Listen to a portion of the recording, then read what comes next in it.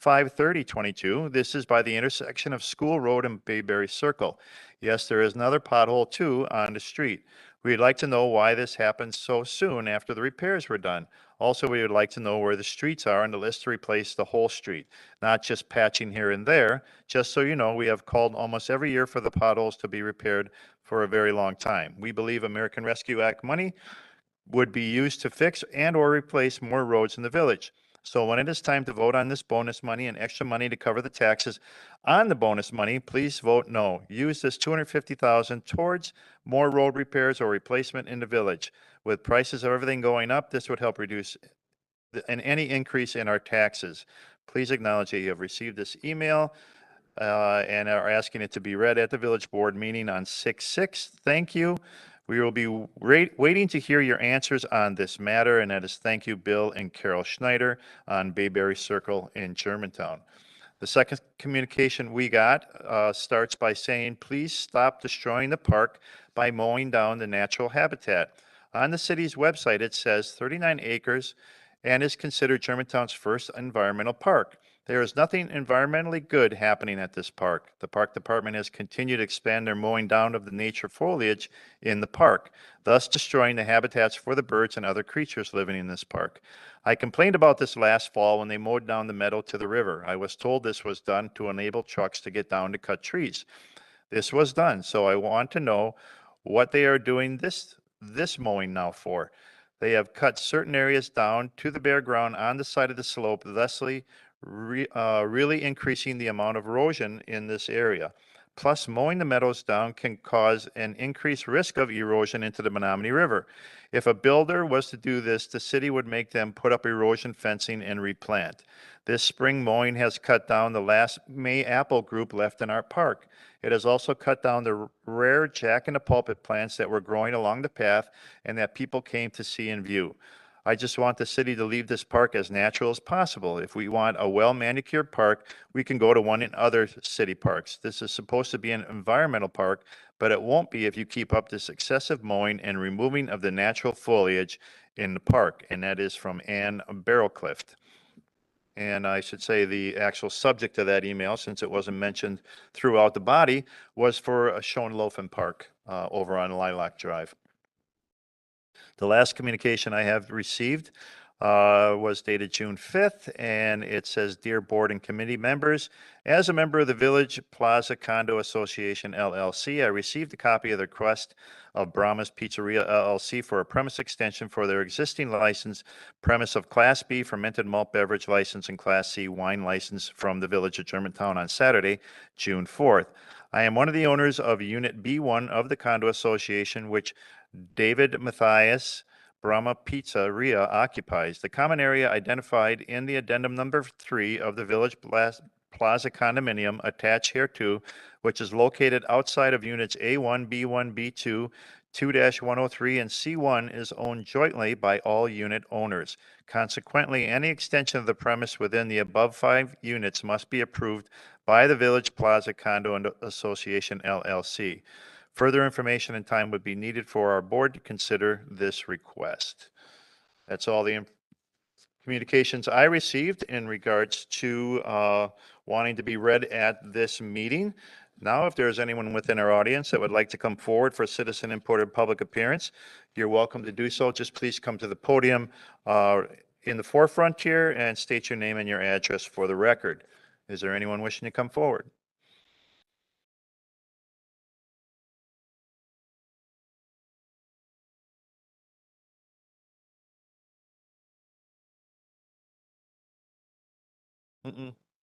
Should be an on-off switch on it. Testing. There we go. There you go. My name is Ben Hubrick, and I live at West 167 North 10840 Carrington Circle here at the Village. Full disclosure, I am a former employee here. I left the Village a couple weeks ago to take a position with the Village of Butler. But I wanted to start off today with 2 things. The first is I wanted to thank the Village for my time here. It was a lot of fun. It was a lot of good experiences. I wanted to particularly thank my boss, Deanna. She does an exceptional job here at the village, and I think that she's underappreciated. And I also wanted to thank our utility billing clerk, payroll clerk, and our other deputy clerk, deputy treasurers for my time here. And I really appreciate getting to know all of you and all the other village employees too, but there's obviously too many to name. And that kind of leads into my second part, which is the ARPA bonuses. Obviously, I'm no longer working for the village, so really, I don't have, real skin in the game here. I don't care, one way or another, whether I were to get any type of bonus from that. But what I do care about is the people that are still here getting some sort of recognition for the work that they did during 2020. We had, it's been a little bit disheartening to hear village residents wanting to not recognize and reward the work that was done during 2020, where police, fire, DPW, the clerk's office, members of the finance department, and whatnot all came to work. A lot of people stayed home. They worked from home. They did not have to come and face the public every single day and put their families and themselves at risk because we didn't have vaccines. We didn't even have masks at the beginning of it. We didn't know what was going on. I worked 12 hours a day from 7 a.m. to 7 p.m. during absentee voting season. And yes, it was my job to do it, but at the same time, I put in an excessive amount of work. And what costs more than I think what this bonus is the cost of training, recruiting, hiring, and also overtime for the individuals who, if they don't, there's a signal that's sent, I guess, if this gets voted down from the board, and that's not a very good signal to the village employees, where I don't think that they're going to feel like they're getting recognized for the work that they're doing. So I just wanted to come out and voice my support for it, and I think that this should pass, and we look forward to seeing how this vote turns out. Thank you. Thank you for coming forward. Is there anyone else that wishes to come forward at this time for citizen input or public appearance?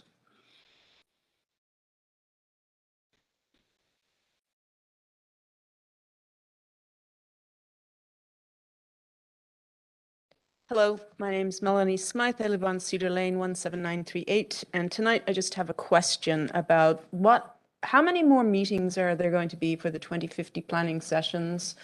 And what are the subjects? I think that there's one going to be, 4th of July.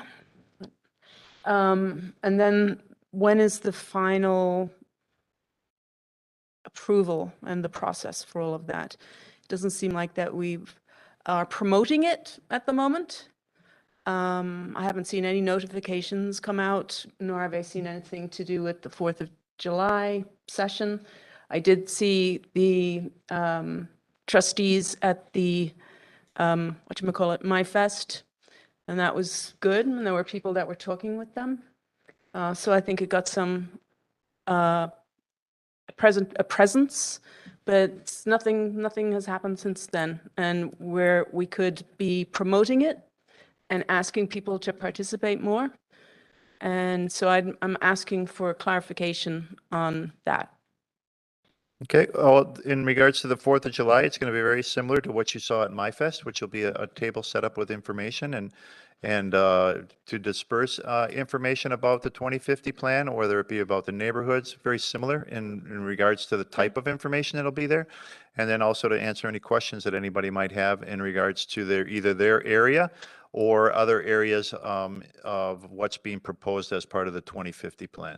So it'll be a similar setup as what you saw at MyFest, which will be at 4th of July. And that was its purpose, was to also entertain any questions, being that there should be a fair amount of residents there at that park, and at the same time to disperse any additional information that they may have in regards to the zoning and how the zoning is clarified for each of the areas of the village, or the different areas that they either may live in or may wish to learn about. As far as the additional meetings and their dates, I would defer to Director Retzloff in regards to that. He has them front of mind more than I do right now, being coming off a week of vacation. So I'm still trying to get everything important front of my mind.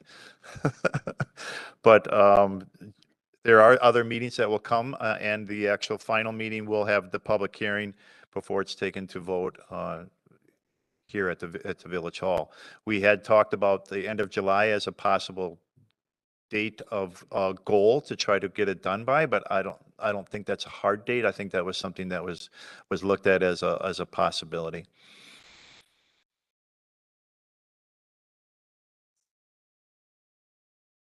I think not in the same regards. I think the next sessions will be more of a public hearing style of a meeting, and where people can come and make their requests known in regards to what they like or don't like about the 2050 plan as it's being proposed. Mayor Retzloff. The next meeting will be an open house on June 24th, as was discussed back at the last two workshops. It'll be presented by our consultant, Grafe, who will be going over a draft version of the plan document, including the policies and the various land use, neighborhood corridors and districts maps that we've been preparing and revising as a result of the workshops that we've held. There'll be a public hearing in mid-July before the Plan Commission and/or board. It hasn't been decided whether there'll be a joint public hearing between both the Plan Commission and the board just yet. And there may be a separate public hearing held by just the village board, likely in early August, if at all, if we don't have a joint public hearing with the Plan Commission in mid-July.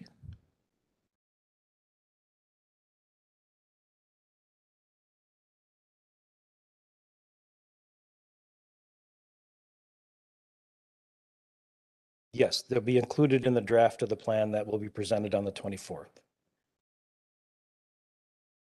Thank you for coming forward. Is there anyone else that wishes to come forward for citizen input or public appearance at this time?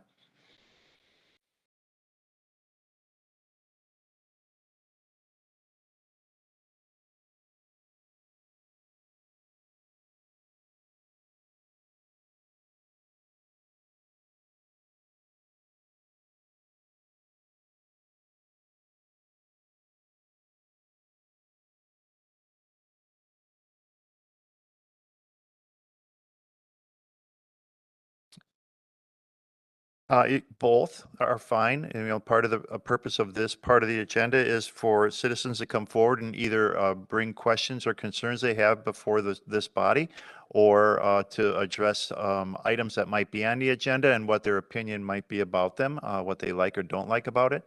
So, reminds me of an old movie.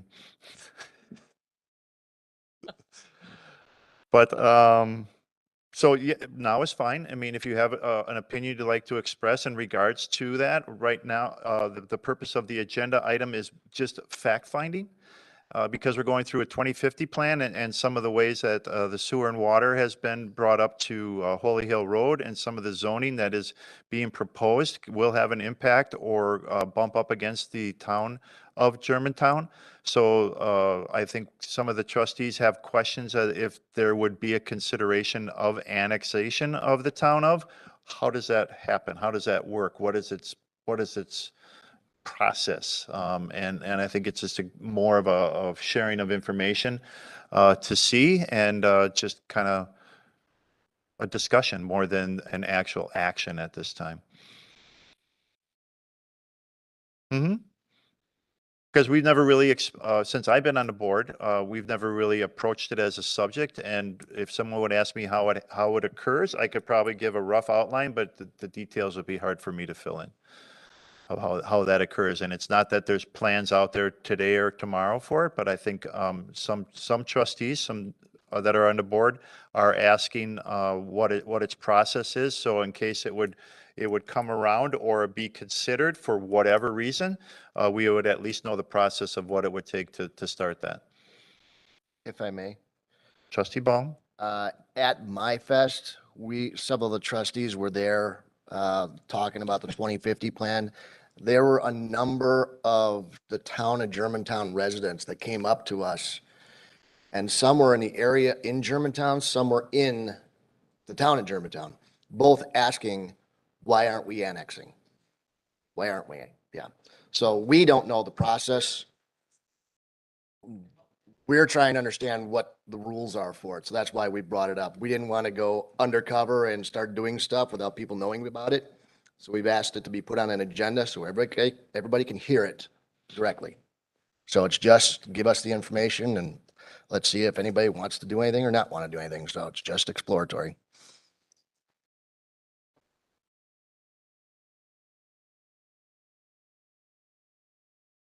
Neither do we. Right. That's why it's exploratory and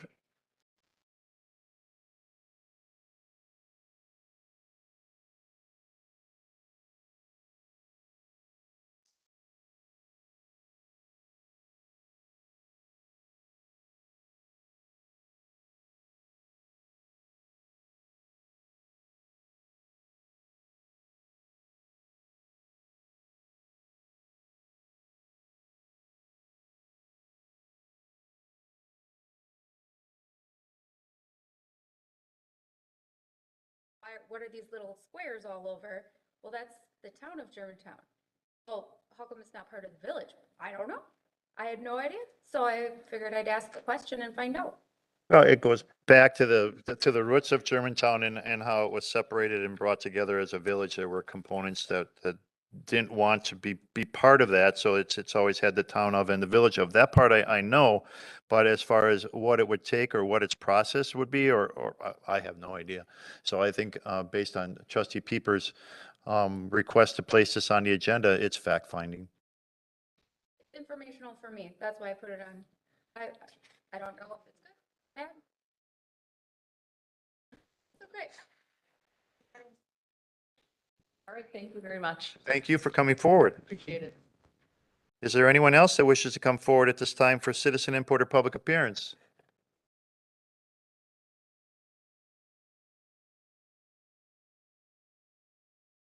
My name's Jennifer Guslick. I'm a former resident of the village of Germantown and moved about roughly almost 6 years ago to the town of Germantown. And being very involved with the town and its government structure, a question that I have, and I'm hoping that would be answered tonight, is really, I understand it is as you said, a fact finding. I would like to share that the way that maybe it was handled came as quite a bit of a surprise to the town of Germantown, both to its board and to its residents. And to find it on an agenda and that's how you hear about it and not having any other detail is really not the way that I would expect this to operate. And as a former village resident and now a town resident, to have some forethought in what that could look like as it's put on an agenda, to really maybe think of those things in the future, and would request as a town resident and a member of our board that we be at least contacted in some manner before it appears on an agenda, so that we can also answer questions for our own residents. I think that would be, the appropriate way to handle it, and I just wanted to share that feedback this evening. Okay. Thank you for your time. A fair comment, and I appreciate your input. Anyone else wishing to come forward for citizen input or public appearance at this time? Somebody had raised their hand in the back, ma'am? Yes, ma'am. There's people watching and listening that would love to hear what you have to say. And that's why I wanted to know that you're on. Ma'am, could you speak into the microphone? Oh, I'm sorry. And then just give us your name and your address. I would appreciate it. And I live in the town of Germantown. Thank you.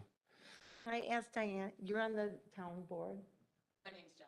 Jennifer, I'm sorry. Yes, I am. Okay, yeah, that was my question. That was actually my question, if this was brought up to the town. It was not. It was not, so that is, And- yeah. No, it was actually a request from trustee Pieper directly. Any of the trustees can put an agenda item on our village board meetings. All they need is a signature of a second trustee. I do understand your position and I understand your point in regards to heads up and by the way. So I appreciate that, and all I can do is apologize for the way that it showed up on our agenda, but basically that's how it got there. And also, I think if people were asking at My Fest, I don't think they've been in the town that long. Because had they been in the town that long, they would kind of know why we don't want to No fun. Does it have anything to do with anybody on here? No, I Yes. don't even know you people. No, it has nothing to do with that, but it's like our little town and we really enjoy it. And we have to pay extra, you know, because we're not part of the village. So when our kids go to any recreation department stuff, we have to pay as if we're school people, not village people. So I don't think the new people into the town know the history of the town, and that's why they would be asking that. So that's just mine. And I've been there a long time. Okay, thank you for coming forward. Is there anyone else that wishes to come forward for citizen input or public appearance at this time? Is there anyone joining us via WebEx that would like to participate? Okay. Trustee Pieper?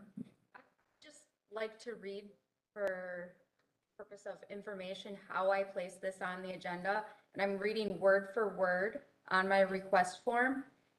I would like to hear what that process entails if the town of Germantown would be interested, along with costs associated, pros versus cons. That's what I requested. The way it was placed on the agenda, that was not me. I did not type out that on the agenda. I'm not quite sure who did, but I do agree with you that the communication, how it was placed on the agenda and the wording of it being placed on the agenda, that is not how I phrased it and where I was going with it. Purely information on my part is what I was looking for. Okay, thanks for that clarification. If there is no one else that wishes to come forward for citizen input or public appearance, Trustee Myers. President, may I ask if you would show of hands of the people who are from the town this evening in this meeting? Sure, everyone from the town of Germantown, raise your hands, please. Thank you. Thank you for coming and spending some time with us. I appreciate that. All right, if there's no one else that wishes to come forward, then we'll go on to the next item on the agenda, which is consent agenda. Board, Make a motion to approve items A through G as presented. Second. motion made and seconded to approve consent agenda items A through G. Is there any discussion on that motion to approve? No discussion. Roll call vote, please. Trustee Baum, Aye. Trustee Myers. Aye. Trustee Hudson, Aye. Trustee Kaminsky, Trustee Rick Miller. Aye. Trustee Jan Miller, Aye. Trustee Nightrider, Aye. Trustee Pieper, President Walter. Aye. Motion carries. Okay, thank you. Next item on the agenda is unfinished business, starting with unfinished business, item A, American Rescue Plan funding, village employees. Give us more information or to bring us up to speed on this unfinished business item, I'll turn the meeting over to our village administrator, Steve Krecklow.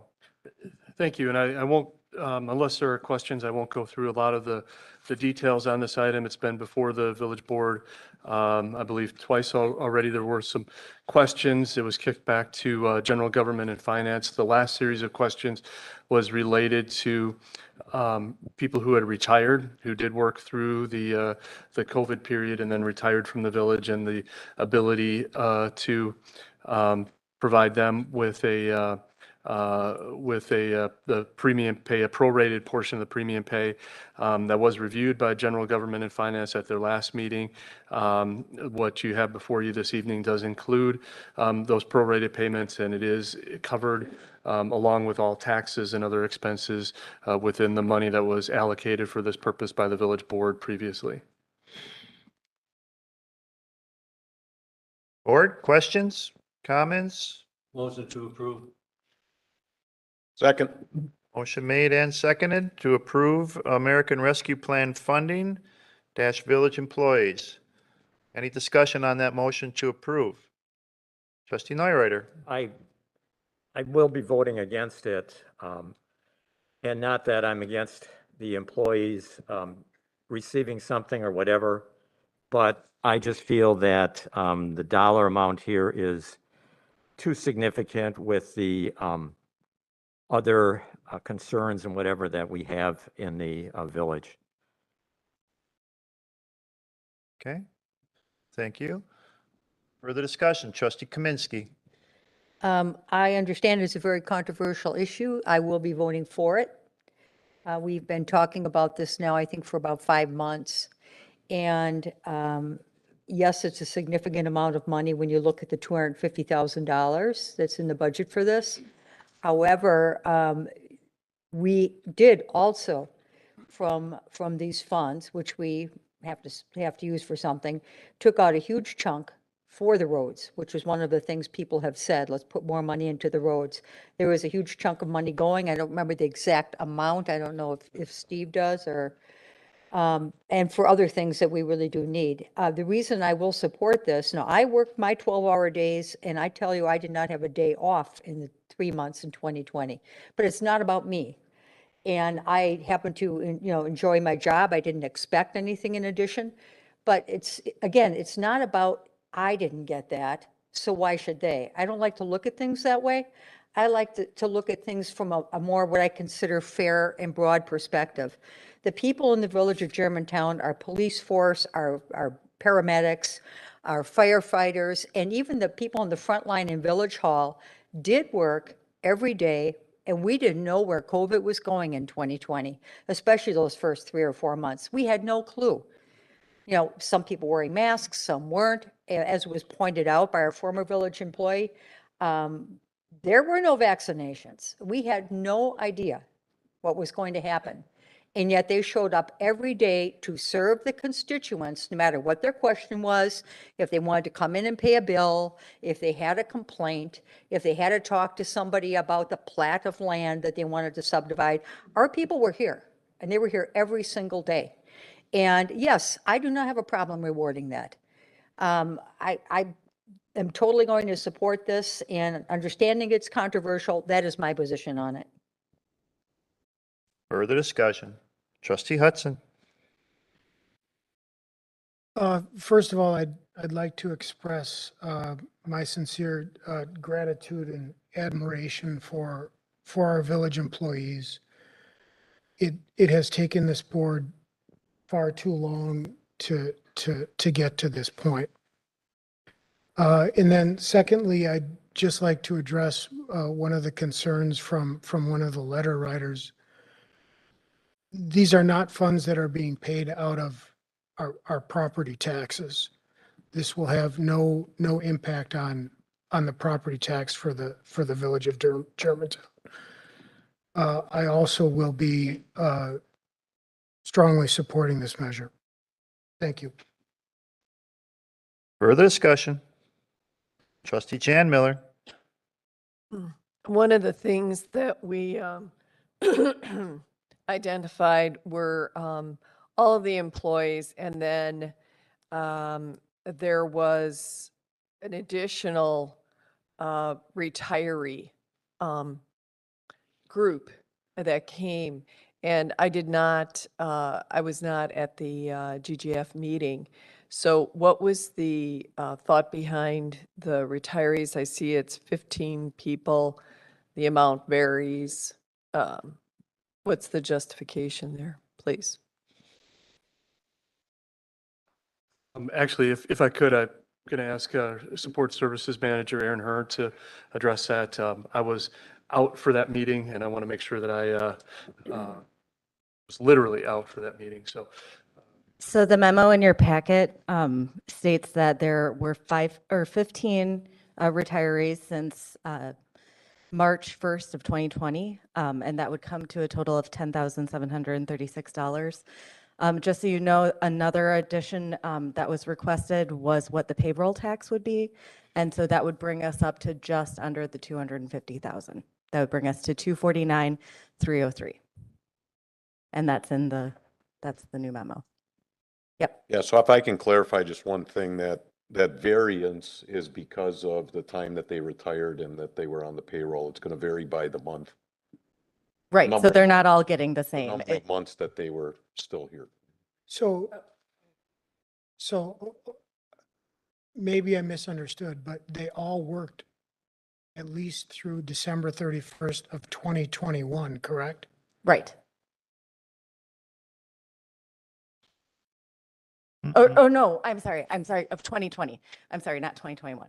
I thought you said 2020. Yes, so they worked, You know, it varies between the 15, how long they worked, and that's why it was prorated per employee. How many months during that COVID time that they worked. Okay, but to qualify, they made it through the end of December 2020. No? Of 20, they were working as of, their retirement was after March Oh, Of what year? of 2020. So if they would have retired in May of 2020, are we going to give them a bonus? That is up to this group. I just ran the numbers from all of those who retired after March 1st of 2020. Yes, if they retired in May, they would get 2 months worth of prorated Right. ARPA. The baseline is March. And when they retired, it went. So they would get a very small amount if they only worked one month in that COVID time period. GGF thought that was the equitable way to do it. Further discussion?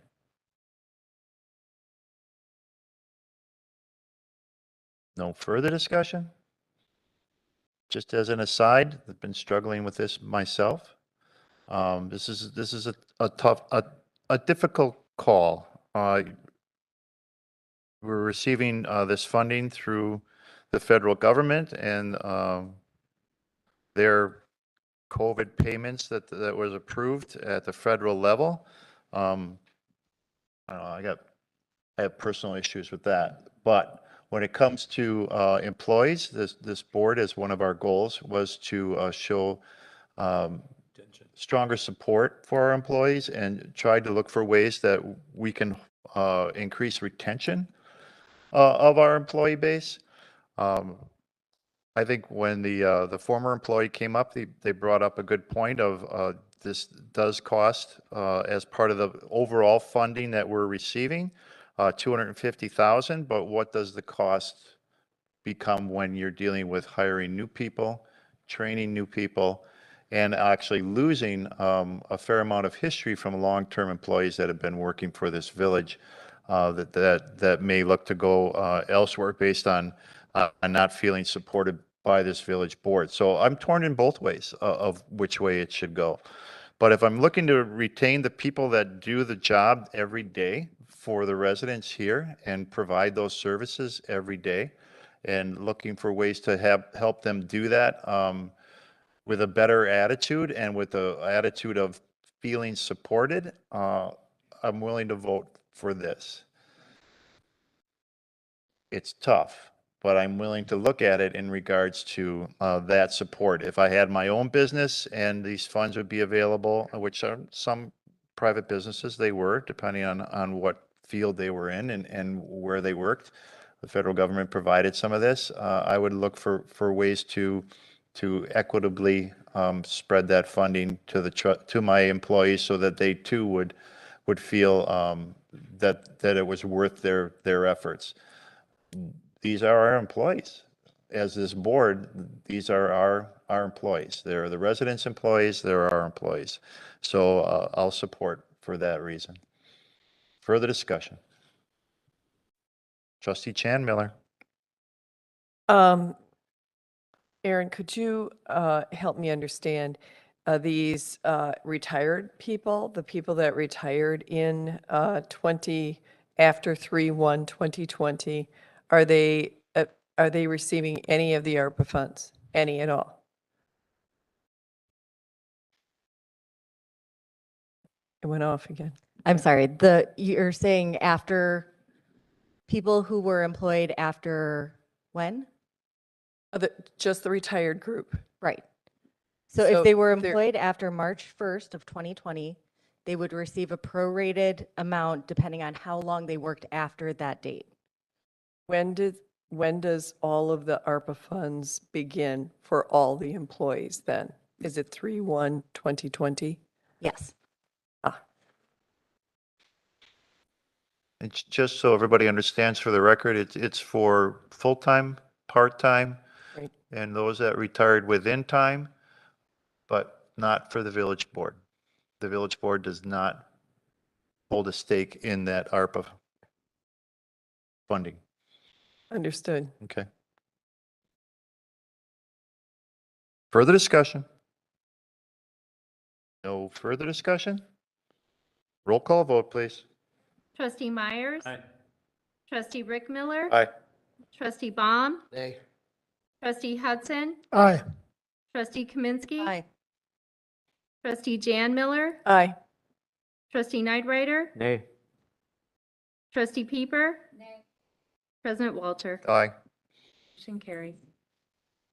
Next item under unfinished business is item B, Drake Encoder Cable Solution Update. Mr. President, Sir? we skip ahead to letter G at this time, please. Letter G of new business. 6 o'clock. Is that as a motion, trustee Myers? Yes, sir. And the second is trustee Peeper? Any discussion on the motion to skip ahead to new business item G? All those in favor, please say aye. Aye. Opposed? None opposed, motion carries. So we're on new business item G, denial of operator license for Maria Guevara. Trustee Myers? Basically speaking, this came before public safety this evening and such in regard to vote, and we had discussion in regard to this from the police department. If you, Chief, if you wanted to make a comment that you made in regard to what is stated on the application as to your rejection, I appreciate that, please.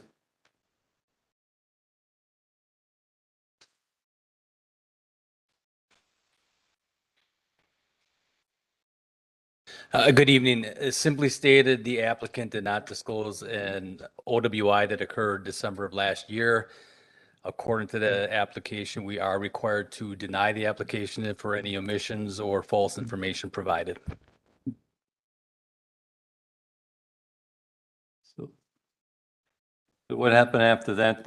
We had a vote and it was 3-1 and is coming before the full board for approval or denial. 3-1 to deny, or? Was it 2-2? It was 2-2. We had so many votes, I'm sorry. Oh, It's 3-1. 3-1. I voted against it just 3-1 to approve. for this board. 3-1 to deny? No, Accept. To bring You it to accept the this denial? no. 3-1, Okay, just so for yeah, clarification. that's fine. It always has to be a positive motion, Mr. President. Can't be a denial. They can vote against it. The item on the agenda says denial of operator license. And so the motion So- was to Was to, approve. Okay, oop. Yes. okay. Now we're before this committee and how is the motion going to be made?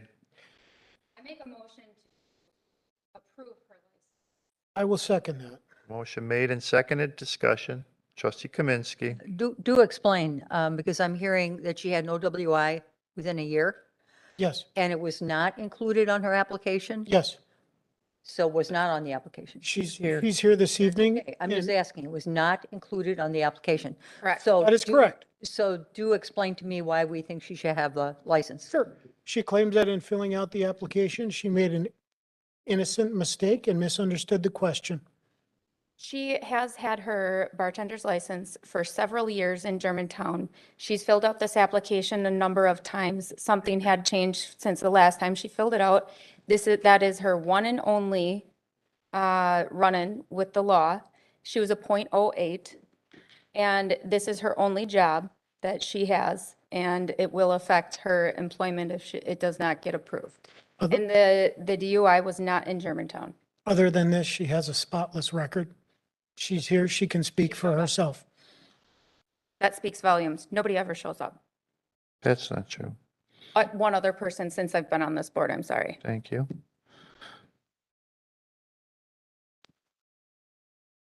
Further discussion? You still have the floor. Question for the chief. So there was nothing else on her record that you found?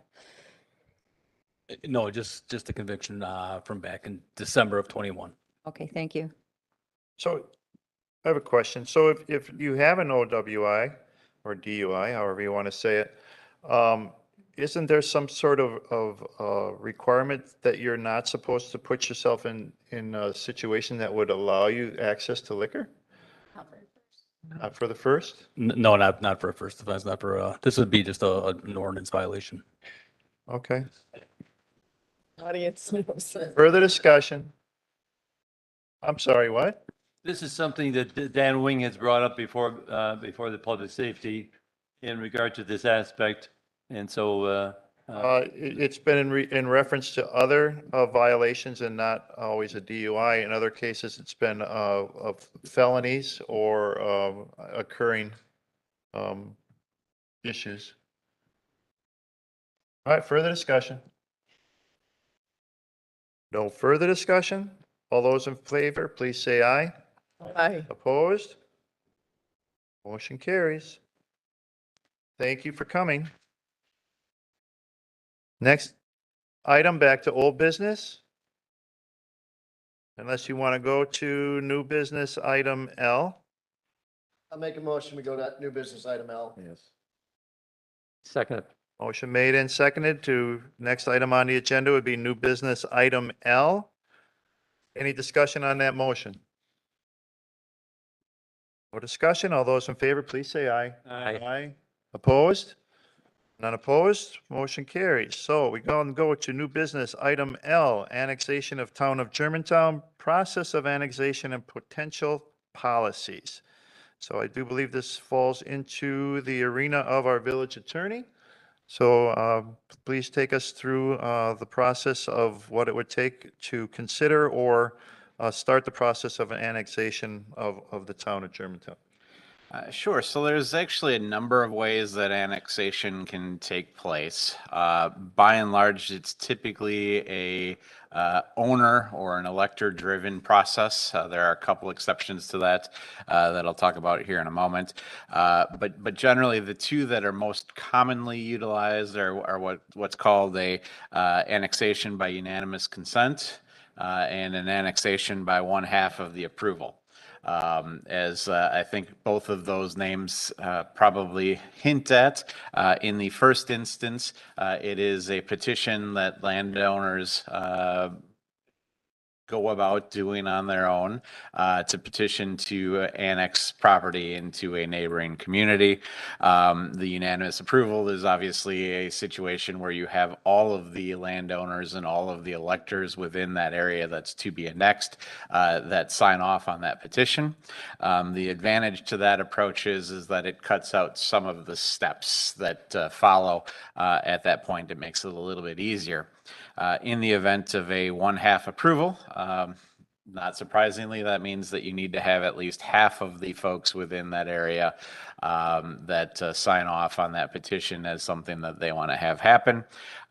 In that particular instance, what would happen is that it then gets ultimately to a referendum as you follow the steps. There's processes by both the town and the village once you get the petition in terms of how you deal with it. But ultimately that leads to a referendum that's held where the folks within that area can vote to do that. There is a third method that I have to say I've never seen, and in fact the Department of Administration at the state level, who's the group that reviews annexation petitions, their kind of guidelines even say that most of the people there haven't seen one. It just doesn't happen a lot. And that process is actually a direct referendum petition. Basically, if they go through the process and get sufficient signatures under that process, they are then able to basically skip directly to a referendum that is then held. It kind of eliminates both the town and the village in terms of the steps that we would have to follow, other than obviously holding the referendum itself. There are two methods by which the village could seek to kind of force a referendum. Both of those require, I think, two critical components. One is that the land has to in some way touch us. In one instance, it just has to be adjacent to. In the other instance, it's where you would annex what we call town islands, where you have, town that's circled completely by the village in that case. The other kind of critical component to that is that it requires us to pay to the town 5 years of the property tax that the town would have received from that area that's annexed into the property. Both of those processes require a referendum ultimately that is held. And you would have to do that. And so as such, you can only utilize that process where you are annexing lands where there are actual electors that exist. So for example, you've got, two farm parcels that are next to each other that are separate parcels. The farmer lives on one. He owns and farms the neighboring parcel. You couldn't annex the neighboring parcel that doesn't have any residents on it under that method without also including the elector that's part of it. You just can't take that vacant land, so to speak, which when you think about it makes sense because ultimately you're going to a referendum. If there's no electors within the area, nobody can vote for it. And so you kind of need that process. Both of those processes, if the board were to look or want to approach that on their own, would start with a ordinance that's adopted by the board. It would require a 2/3 vote of the body in order to kick off that process. So that's kind of the quick and dirty in terms of how the process itself would get started. Each process has slightly different rules in terms of how we work through it, the steps that would need to be taken once you have the petition or the ordinance that's adopted. But that's kind of the meats and potatoes of how it starts, at least. Questions? Trustee Rick Miller.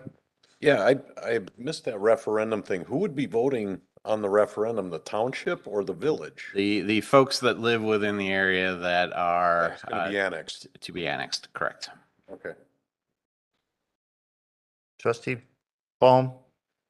So the process of forcing these residents into Germantown is extremely difficult to do.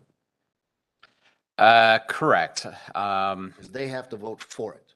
Correct. So generally, the only instance where I've ever seen it be successful is an instance where you had property owners that wanted to go through the process, and it's a slightly shorter process to do it that way, but you weren't able to get unanimous consent in order to do it, and so they went that route because it's a slightly faster way of annexing it than going through one of the other processes. So when your neighbors come and talk to us at the next 4th of July get together, we will tell them that you have to go to your neighbors and get all your neighbors to want to do this because we can't force it on you, is what I'm hearing. That's an interesting question, though. Because in this situation, the town of Germantown is several different blocks of the community. So it's non-contiguous. Right. Is it possible, based on what you're saying, that if one of those areas, if the majority of the people in one of those areas wanted annexation, they could and still maintain the town of Germantown through the other two or three areas that exist?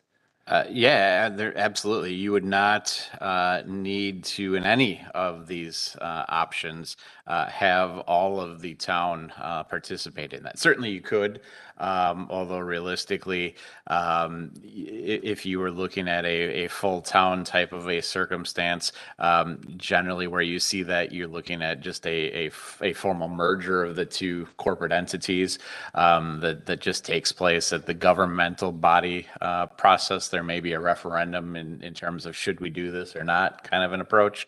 But but typically if you're looking to just eliminate the town altogether, it's done through a merger as opposed to an annexation. Doesn't mean it couldn't be done by an annexation, but that's just the reality of how it generally works.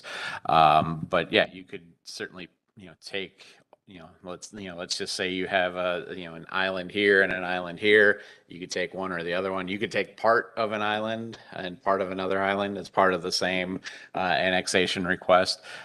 It would really just kind of depend mostly on the desires of the residents and electors within that area in terms of what they want to do, because ultimately they're the ones who have the say. Can an individual do it?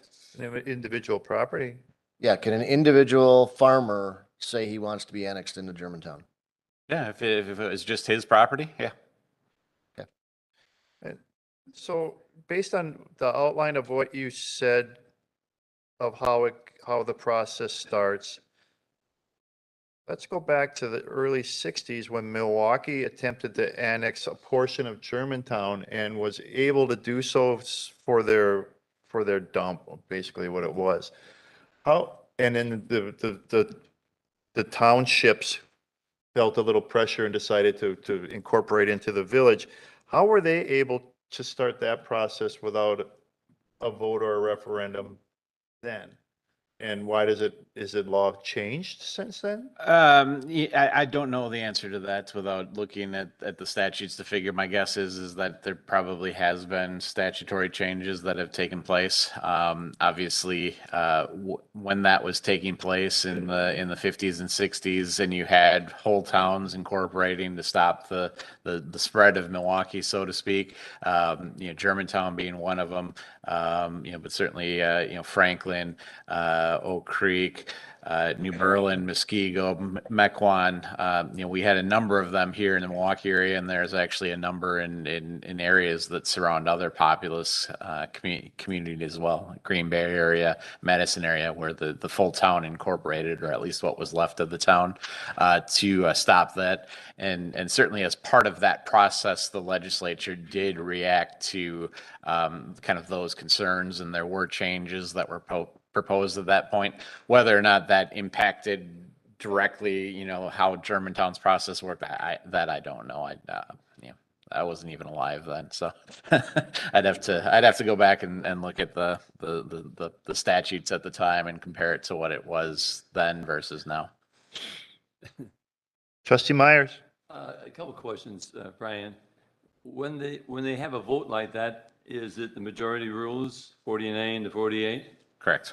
And if the vote is tie, does it mean it fails? Correct. And then see if I can remember another question. I think, correct me if I'm wrong, but I think there's 5 parcels that are in the town of Germantown. 4. I know there's 2 are close together, so I don't remember it anymore. I used to be at 4. Thank you. See if I can remember my question. I can't think of it right now, Mr. President. I'm sorry. Okay. If I may come back if I So think about it. you made a reference to paying back the taxes to the municipality from which the land would be annexed. That's only dealing with a portion of annexation, not complete. Effectively, any of the processes that start with us, the village, that's where you have to make the payment of 5 years of taxes for the area that's annexed. So if you annexed 60 acres, the tax that the town gets for those 60 acres, we would have to pay to the town for the next 5 years. Okay, but if it was, and just for instance of what if, but if it was all of it, there would be no township to pay to anymore, correct? It would just be a merging of the 2 municipalities. Correct, and that's one of the reasons why I say typically where you see that process play out, it's usually done as a merger because it's just the cleaner process that works. But again, there's nothing that says that has to be the way it works either. So, Trustee Kaminsky. I know this could be a very big answer, and forgive me for asking the question, but typically, why would a town want to be annexed by a village, and vice versa? Why would a village want to annex a town? Well, I would tell you that the town, in the sense of the government, never wants to be annexed. And in fact, you see towns all over that fight that process. Germantown was one of them. We just talked about Milwaukee, for example. But there are countless of other instances where that takes place to prevent annexations from taking place. That's why you have the village and city of Waukesha, the village and city of Pewaukee, because they were towns that were trying to stop the border issues that they were having with their neighboring communities. In terms of why a resident potentially may or may not want to be part of the town or the village, certainly being part of the town has advantages in that, you have lower taxes typically, lower, overhead, in terms of governmental services. But the flip side is also true that, sometimes, in the words of Oliver Wendell Holmes, with taxes, you buy civilization. And so you get some of those services. You get the increased level of fire protection and emergency medical services. You get, I think I heard as I was driving up, as I was listening, somebody referenced the fact that there may be differences in how town residents are treated for purposes of recreation programs. That if you want to, join a recreation program, and if you have kids, there may be benefits to being here. So there's pluses and minuses to both approaches, and ultimately it in most cases is driven by development is where most annexations are driven, because generally towns don't have utility services, whereas incorporated villages and cities generally do. And so you see annexations take place because you have folks that want to develop their property. They're able to develop it or sell it at a much higher value because they're able to provide the services. It gets them more density, those types of things. And so it becomes attractive to them. And so that's where you see most annexations driven, is not necessarily by the historical landowner, but the developer who's now bought the property or who has a contract to buy the property that's looking to annex into the incorporated community for that higher level of service so that it makes the land more valuable for them. Okay, thank you. I have one more comment. When we're talking about the 4 little independent blocks of the town of Germantown and the thought that there might be residents in one block that would want to be, just theoretically, annexed, that would hurt the town of Germantown because that would remove them from the town's tax base, correct? And all of a sudden, taxes are going up in the town of Germantown. So, I mean, it's, little things like that you have to kind of, I guess, pay attention to depending what side of the fence you're on. We would have to pay 5 years of those taxes to that township. Depends on the process. Right.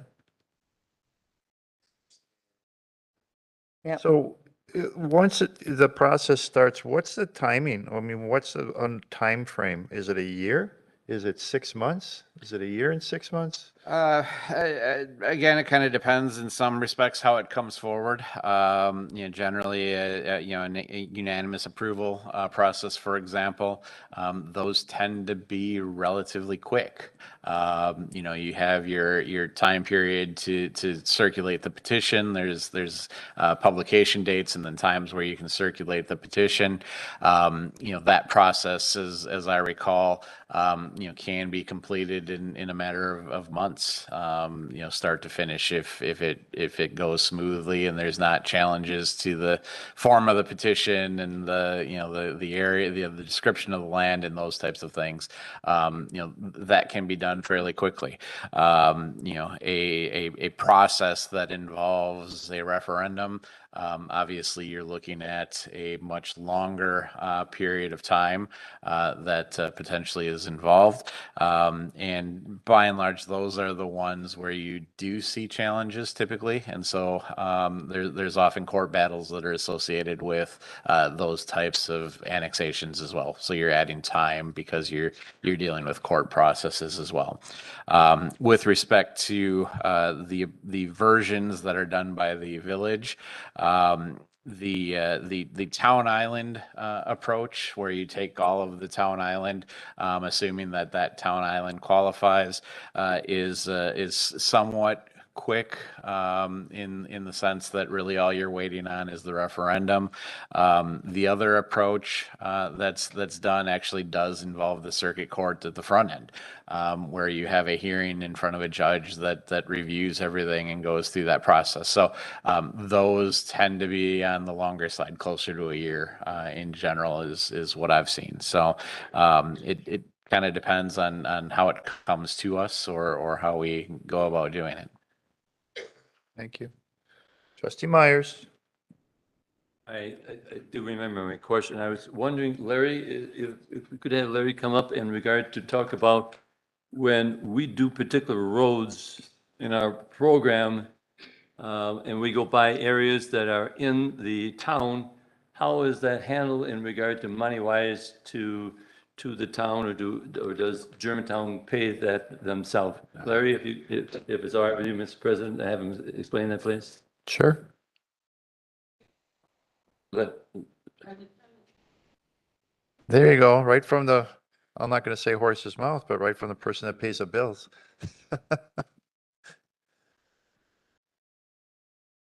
I've only encountered that one time since I've been here in my 7 years, and there was a road we just paved this year, which was Maple. Right. From 145 north to Rockfield Road. Cedar? No, there's we did Maple from Rockfield going south to Fond du Lac Avenue, correct? Correct. That's it. Yeah. So part of that was town, and part of that was was village, and we bid that out as us doing it and us doing the maintenance on it this year. I have not looked at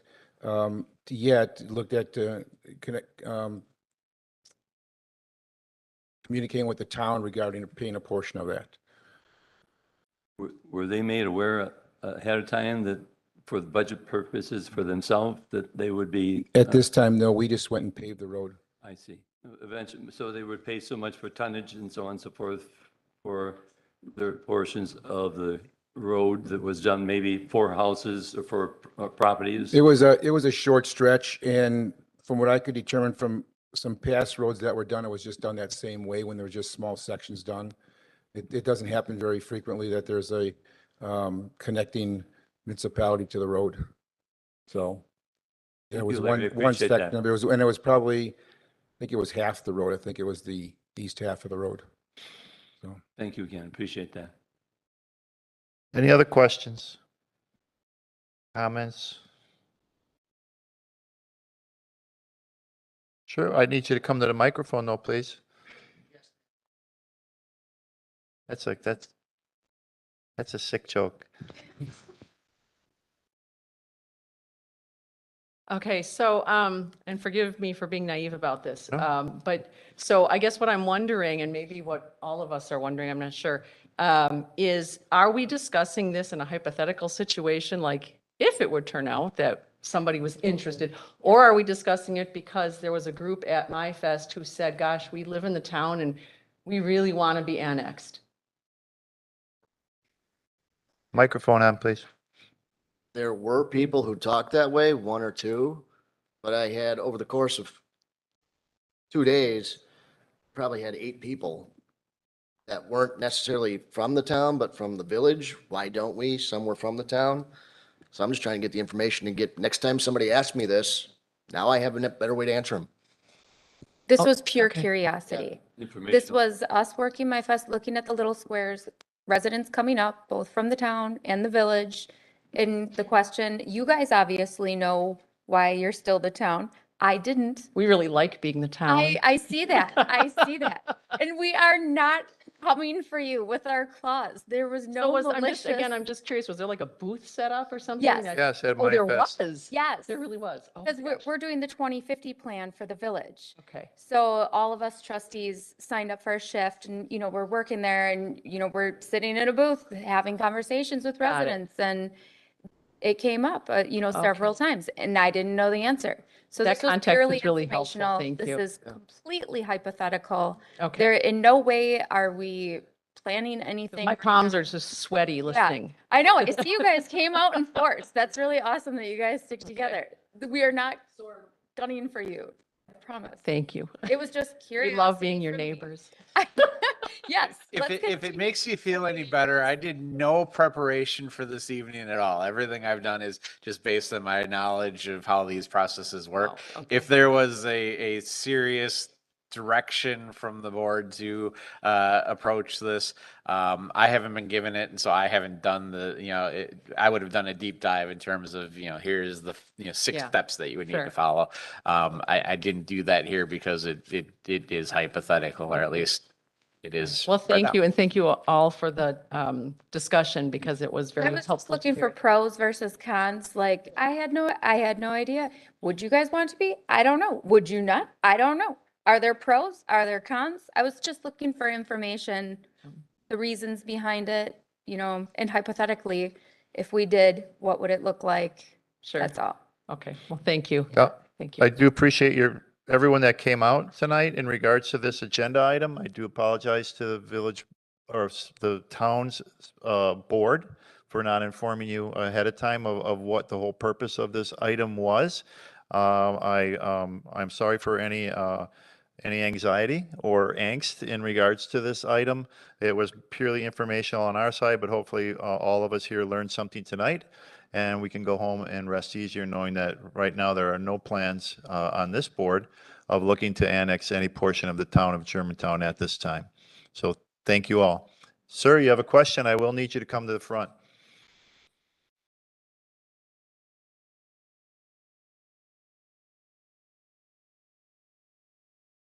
Name is Paul Metz, Chairman, Town of Germantown. Sir, Do you want to put that in writing? which part? You're not going to go after us.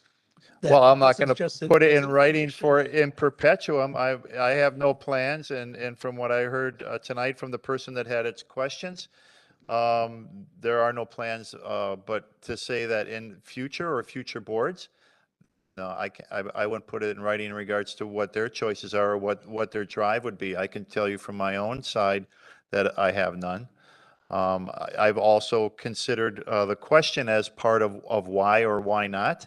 But as I've said on this board, I've learned of why the town is and why the village is and why the people that live in the town prefer to be there.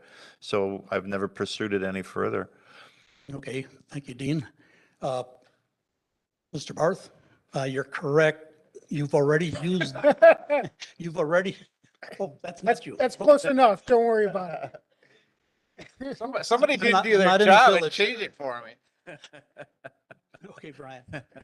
You're correct on the islands. You have already taken the islands. So there are no islands you could take. You're limited to the number of people that live in that island. It has to be like 100. Correct. Right. It can't be more than 100, and Right, that's it why can't be there's more those than- little jogs on the other side of the street, because that family didn't want to go and the other family didn't want to go. You're correct with the village. Back in 48 or so, the town denied a liquor license to a tavern.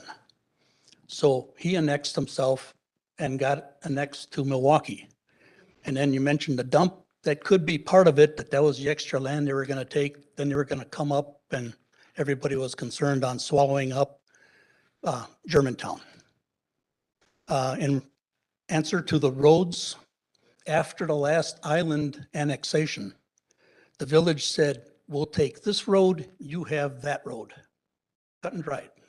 So that's why the roads are like they are. Yes, we do have 4 sections. The other sections are all attached to other municipalities. So that's why that was not an island issue. Can I ask questions? Sure. Okay. Sure. Hey, you have the man here with the answers. I was hoping for a little more information from our staff in regards to the town of Germantown. So this is all curiosity. What do you guys do for like police and fire? Police and fire? Yeah. That's a good issue. Fire department, a number of years ago, they said, you're going to start paying X amount of dollars. What fire department? Germantown. Germantown? See, Germantown was a volunteer fire department, which included the whole town and the village. Now, this 1948, everything was the town of Germantown. And then the village started back in 48 or 1948 on this, with 300 people. So once you're a village, you have different rules to live by. Those rules are, you're bigger than the other one, and you can start doing it. And then the state came through with, how do you want to put that one? With these various rules to make it like easier to annex. So you had actual rules. That's why you have what, 5 rules now? And the last one that you could get us on would be if we approved it on our own and you had more than, what was that, 50% or something like that. So seeing that happen, I don't see it happening. So if there's a fire in the town of Okay, Germantown. if there's a fire in the town of response? Germantown, Yeah. we sent out a bid. And While the fire's going on? no, not while fire is going on, but we sent a bid out and the various volunteer fire departments bid on it. And Richfield got our job. Did we bid on that? We did not. There was, we were the fire department of choice, but there was a previous administration that was looking to cover the cost of equipment in a unique way and had asked the town of Germantown to pay more towards their fire protection. And at that time, they went out for bids. When was that? That was back in 2007, maybe? Could be. Yeah. Because there was a thought process that they weren't paying their way. That was not the consensus of the board. It was the consensus of the administration at that time. Interesting. So for police, what do you do? For police, it's just fire department, the police department is the county sheriff. So the sheriff, the Washington County Sheriff? Yes. Okay. And then what do you guys do for garbage? Garbage? Yeah. Well, whoever runs it now. Private. United Waste. Okay. That one, we had our own contract with them. The village had theirs. We had different days to pick up garbage and recycling. Then they decided to say, well, when they're running through your town or the village, that they're going right down the street, might as well pick up the town. Okay. And then they switched to recycling being twice a month. That kind of disappointed a number of town residents because you could put it out and they'd pick it up twice a week. So you guys pay separately for garbage and recycling, right? Yes. Okay. Everything we that I was do, hoping to They get. all have their own budget, much like we do. Right. And they approve their services Those are that the way. questions I was curious on. Like, would there be any pros to, joining with them? I had no idea. What are the cons? What are the pros? I'm getting more from him than I am from the agenda, unfortunately. Well, we do everything, we outsource everything. Okay. So we can get our best price Yeah. and get the job done. Keep your taxes. We low. don't have a village hall. There's a lot of reasons why we can exist Yeah, and succeed. I see that. And So- thank you for all your information. And I would ask you to consider next time you're going out for fire department services, that you would consider us again, because that person no longer runs the village board. And because you're still the town of Germantown, I think that it would be a fair practice for us to help cover that as well in ways that can be amenable for both. So don't count us out just because of what happened back then. Well, you do with what you have to do. I understand. So if you would say that we're done with this discussion, we don't have to fend off any more phone calls. No, sir, we are done with this discussion in regards to annexation and any other further questions. I think trustee Pieper can contact you direct. Yeah, sure. Okay. But I appreciate you coming. I appreciate Mr. Metz. It's nice to meet you. And thank you for coming and expressing those things tonight. Okay, thank you very much. Thank you, townspeople.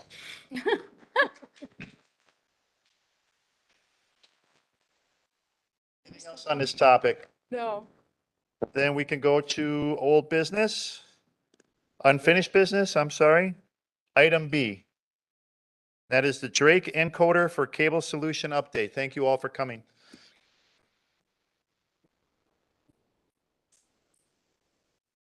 Okay.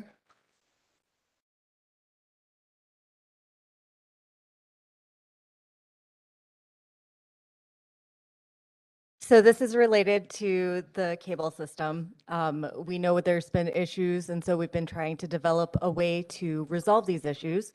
The suggestion from Spectrum was this Drake solution or Drake encoder. Now, we've been waiting on Spectrum to get back to us, so finally last week we had a sit down with them. And then automatically after that discussion, they sent us the PEG video questionnaire, which I filled out and returned the same day. So now we're waiting on them again to do the site survey, which they'll need to do, and then submit a request to their engineering department to develop an equipment cost to put before our board if needed, depending on the cost. Gets Like channel we- 25 back up and running? So yeah, it's going to take out the silver bar that's in the back and replace it with, and I'm not going to be able to describe the IT capabilities of it, but it's a Drake encoder, which the process is simpler and more updated, so it should result in a better viewing pleasure for our audience.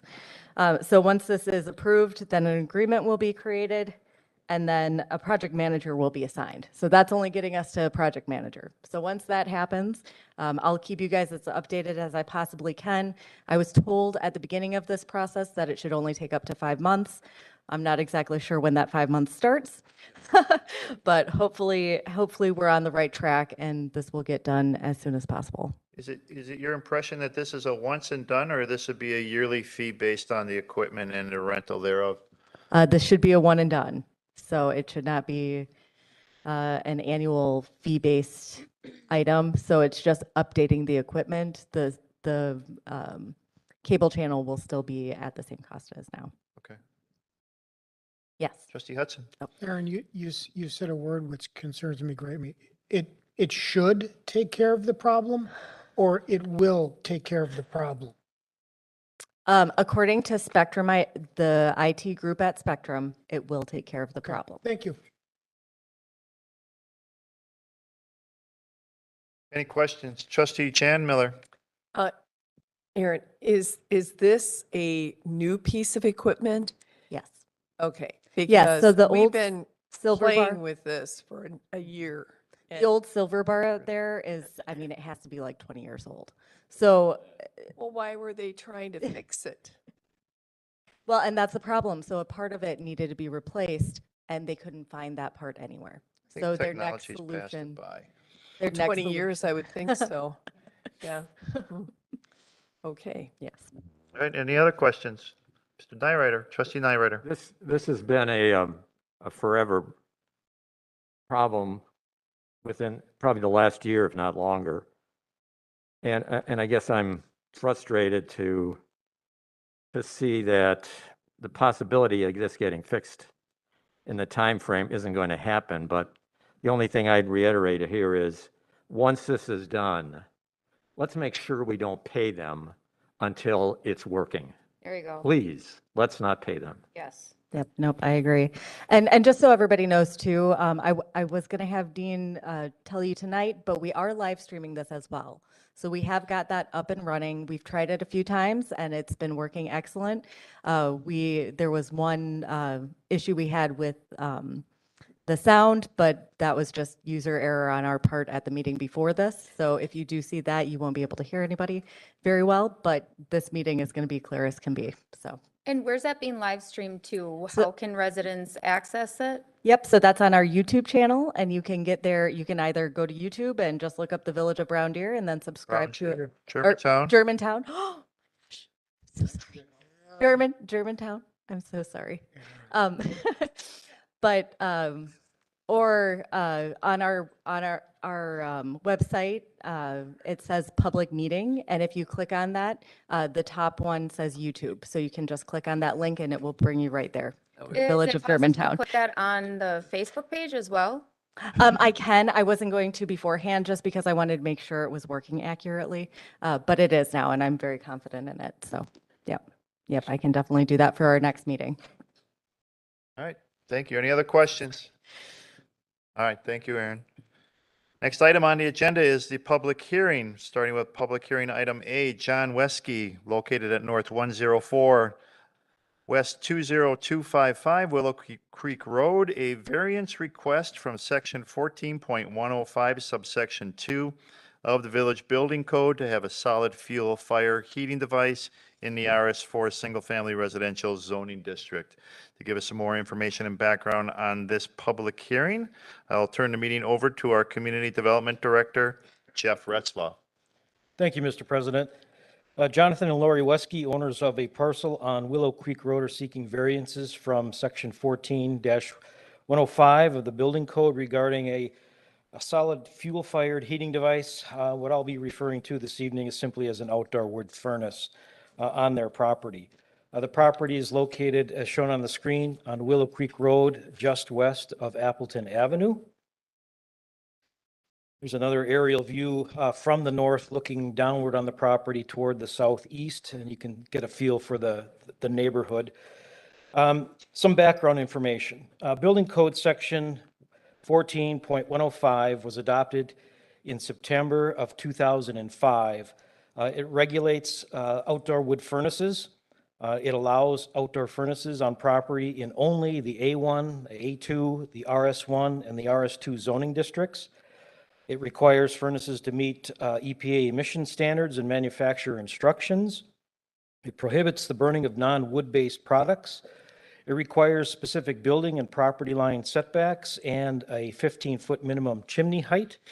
It also requires that pre-existing outdoor solid fuel heating devices not permitted must comply with this code.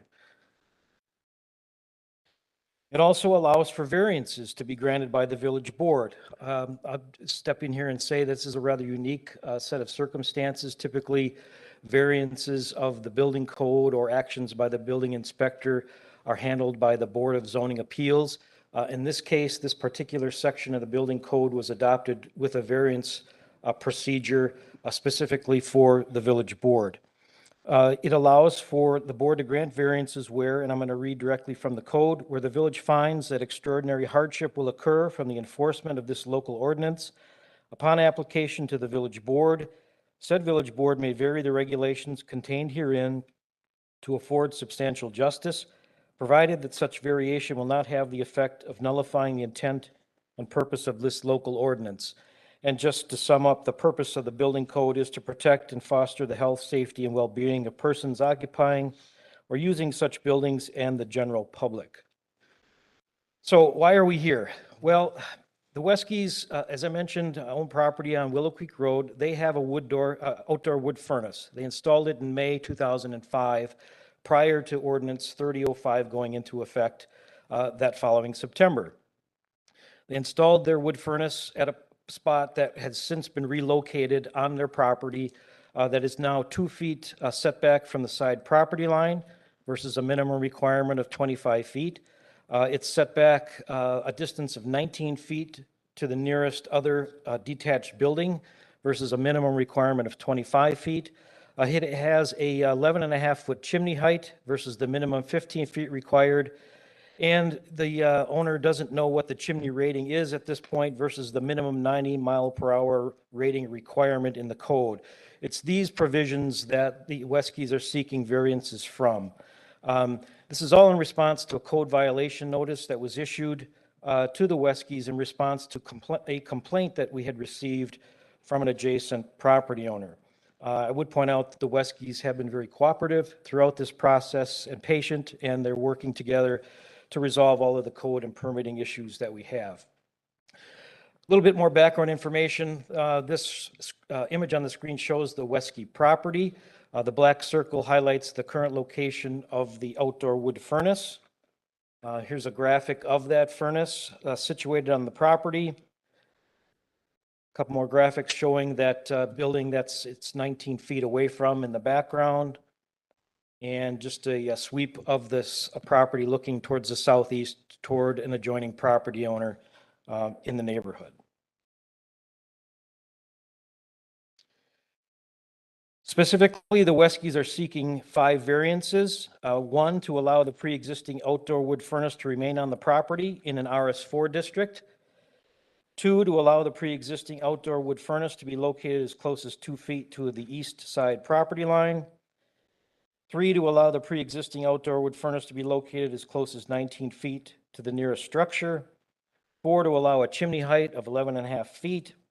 And 5, to allow a chimney that cannot withstand winds up to 90 miles per hour. Again, that's unknown at this point. The Village Board needs to consider the Wesky application, a copy of which was included in your packet, and all the evidence and testimony that are received this evening as part of the public hearing prior to rendering a decision to either grant all or some of the variances requested. The criteria effectively are contained in that statement that I read earlier. Extraordinary hardship, where the village finds that extraordinary hardship will occur from the enforcement of this local ordinance. Substantial justice, that the variation is needed to afford substantial justice to the property owner. And purpose and intent, that provided that such variation will not have the effect of nullifying the intent and purpose of the overall building code, which I read earlier. With that said, as you deliberate after the public hearing, I would suggest that you consider a recommended motion format as presented on the screen, and I can bring it back up as necessary, that effectively based on the property owner's application and evidence and testimony received during the public hearing, I move that the village board find that and then relay the 3 criteria that we just went over. With that said, this is a public hearing. We're going to be handling it similar to the way that the Board of Zoning Appeals handles their public hearings as I think quasi-judicial proceeding, if that's the correct terminology. So we're going to ask that whoever is going to be speaking this evening will need to be sworn in by the village clerk. Absolutely. So if the original outdoor furnace was installed in 2005, if I'm correct, and that was before the ordinance was put in place, aren't they grandfathered in? So he moved it and didn't know that if by him moving it, could he move it back and then be grandfathered in? The ordinance specifically says that pre-existing furnaces must comply with the terms of the regulations. And as part of the process, the furnace was moved from one location to another. And in both instances, it was installed and moved without a permit from the village. Trustee Hudson? Thank you, sorry. When was the furnace moved, and is it a replacement furnace, or is it the original furnace and just a relocation? I don't know when the furnace was moved, and I don't know if it's still I believe it's the original furnace that was installed back in 2005. And what was the complaint of the neighbor? So That can be flushed out as part of the public hearing and also as part of the discussion. So I think you're jumping ahead just a little. Wait, sorry. Mr. Wesky is here this evening, and in addition to his application, he certainly should afford him the opportunity to supplement or explain that application further this evening. So I assume Mr. Wesky will be the first one who want to come forward as part of the public hearing. Okay. Then I will open this public hearing by hereby stating, a notice is hereby given that a public hearing will be held before the Village of Germantown trustees in the Village of Germantown located on the boardroom of Germantown Village Hall on Mequon Road in Germantown on Monday, June 6th at 7 p.m. or later. The purpose of said hearing will be to hear any and all parties, their attorneys or agents for or against a variance appeal filed by John Wesky, property owner of North 104 West 20255 Willow Creek Road, Colgate, who is requesting a variance from sections 14-105 subsection 2 subparagraph B of the Village Building Code to have a solid fuel fire heating device in the RS4 single-family residential district and section 14.105 subsection 2 subparagraph D and 2.A and C, D, and E is to reduce the minimum setback from the nearest side property line from 25 feet to 2 feet, to reduce the minimum setback from any structure from 25 feet to 19 feet, to reduce the minimum chimney height from 15 feet to 11.5 feet, and to modify the requirement of chimney shall be supported to withstand winds up to 90 miles per hour. Copy can be seen at the village clerk's desk. And anybody that wishes to submit public comments can do so by submitting them to comments@germantownwi.gov no later than 4 p.m. on the meeting date. So at this time, is there anyone wishing to come forward to speak for or against the request for the variance? They're welcome to do so at this time, but anyone that does come forward will need to be sworn in by the village clerk. Mr. Wesky. Doesn't matter. John Wesky, I live at North 104, West 20255. Do that first. Why don't we have you take an oath? Just state your right hand, please. Do you solemnly swear that the testimony you shall give in this matter shall be the truth, the whole truth, and nothing but the truth, so help you God? I do. And please go ahead and state your name and address. John Wesky, North 104, West 20255, Willow Creek Road, and it's Colgate, but I'm in the village of Germantown. I put that stove in 2005, I believe. I moved in the house in 2002. It's the original stove. I had to move it from the other side of the trees that you see there because I found out it wasn't actually on my property at that time. My neighbor at that time had been there since the 40s, and when I put it in, he was out there asking me what it was, what I was doing. I explained it to him. He's an old engineer. He thought it was cool. He told me, put it right here. You've been here since the 40s. You got to know what you're talking about. So I put it there, and everything worked great until I found out when they passed away and were selling the property that wasn't on my property at all. And that's the reason I moved it. Oh, jumped it over on the other side, and it's not a easy thing to take apart and move either. It's got 150 gallons of water in it, and plumbing and electrical and a concrete slab and everything else. So that's the reason that it got moved. It's been there probably about 10 years where it is right now, and it works fine. It heats my home, heats my domestic hot water. I only burn wood in it. The Emerald Ash Borer has been kind to me that way. And it works great. It's seen its share of weather, wind. It's gone through all kinds of stuff. I lost a 100-foot oak tree and that thing didn't move at all in a windstorm a couple years ago. It doesn't leak. It doesn't cause any problems, and it's been fine with everybody for all this time till 2000 or since 2005 till recently. We had a sale of a property and a new guy moved in, which didn't care to come here tonight. Is this your only heating system for the house? I have a hydronic baseboard heat and I have a old inefficient gas fired boiler in the basement, You do. which if this was to go out, that would turn on and, say I couldn't get home, I couldn't fill the stove, I'd have to fill it twice a day. If I couldn't get back, it would keep that from freezing because it would put warm water out to that loop to that supply and keep that from being damaged as well as keep pipes from freezing in the house and everything else. But that's my main heat source. Trustee Ball? What's the neighbor's problem? Well. He could come forward if he wishes. I thought you said he wasn't here. That's why I asked. Didn't want to stir the pot, he said tonight, so. Do you know, Jeff, do you know what the problem is? What the complaint is?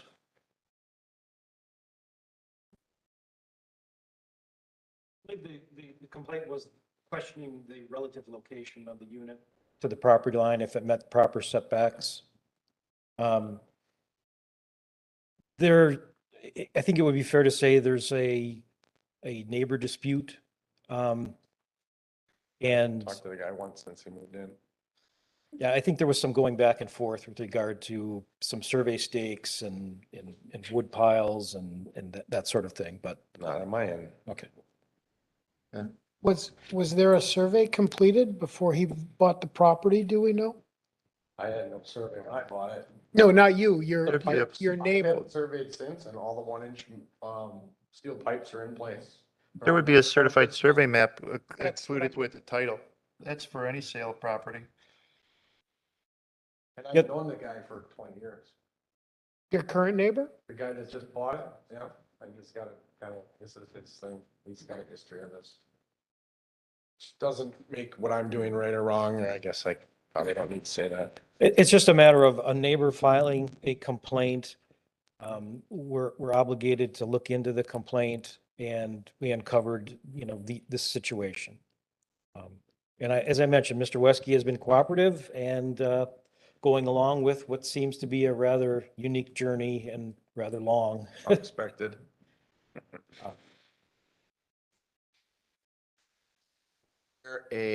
Some type of statute of limitations? It was moved, it was never found, you're grandfathered in? It goes against the ordinance. I understand that, but is there some type of a grandfather clause that we didn't see it, we didn't know So about it? there's two answers to that. One is typically your statute begins to run upon the point that you have knowledge or you reasonably should have had knowledge. So somebody who applied for and got a permit and then put it in the wrong spot, we probably should have known that. So that would start running right away. Somebody who put something in without getting a permit where one was required, we typically wouldn't be prohibited from doing that until we would have reasonably had cause to know that that was in the wrong position. The second part, and probably the more important part, is our code does provide that with this violation and most zoning code violations, that each day is a continuing violation. And so each day starts a new clock that you run out for that day's violation. So even if you had some that were 70 years old that long since passed the statute of limitations, the ones from yesterday still have time for that to take place. Before we get into further discussions in regards to the details of the stove and why and what for, let's go through the public hearing, and then when we're in new business, those things can be discussed. Okay. Anything else to add, Mr. Wesky? When I did purchase that and go to put it in, I did call the village and they said there were no regulations on wood stoves at that time. Installed it. I did ask to make sure I was able to do it, and they didn't have any rules on what it needed to be, where it needed to be, anything like that. So that's why it's there, not that I was ducking a permit or anything like that. Okay, I appreciate that. Okay. Anything else? Can I ask you two questions just for, one is just kind of formality. You filed an application in this matter requesting the variances. And is everything in that application true and correct to the best of your knowledge? And do you have anything to supplement to that you would like to, besides what you've already done tonight? Not really. It is what it is. And then my last question is, if the variance was denied, is this something that can be moved, or would you move it, or? Like a wrecker or something with a tow truck, or I can move it, but I'd have to go on the neighbor's property, and then I don't know how that would work. I'd need a cop there or something. Why would you have to go on the neighbor's property? Because it's 2 feet away, and I can't, if I go the other way, I'm going over my septic, and a 20-ton truck's not gonna be able to drive on my septic.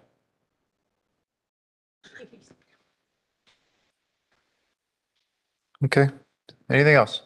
All right, is there anyone else that wishes to come forward to speak for or against the variance appeal filed by Mr. Wesky?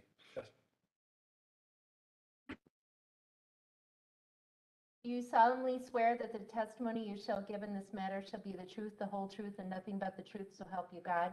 I do. And your name and address? Patrick Key Michael, I'm John Wesky's neighbor, North 104, West 20355 Willow Creek Road. Could you go back to the map that shows the property boundary on here? So John, this property here, my grandfather owned this land, all the land around here. Was going to give John this chunk of land right here. So that was undergoing whatever they had to do legally. My grandpa got sick, he died. This is where it ended up. So John wasn't trying to get over on anybody or do anything shady. It's just the way life goes, you know? John's a great neighbor, lived next to him 15 years. And I don't know, if the other neighbor had a problem and it was serious, I would think he would have came here. And we'll see if he comes Wednesday, because there's a lot more going on with this gentleman. That's all I have to say. Okay, thank you for coming forward.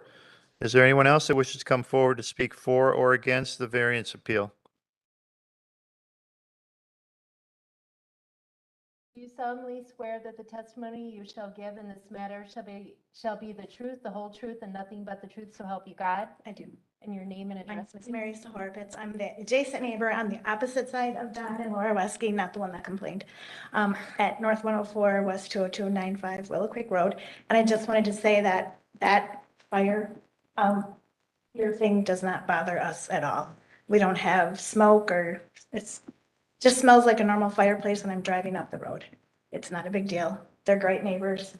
Our neighbors on the other side is Pat, who just spoke, is awesome. We're like a family, so I have nothing else to say than I think this just needs to be resolved.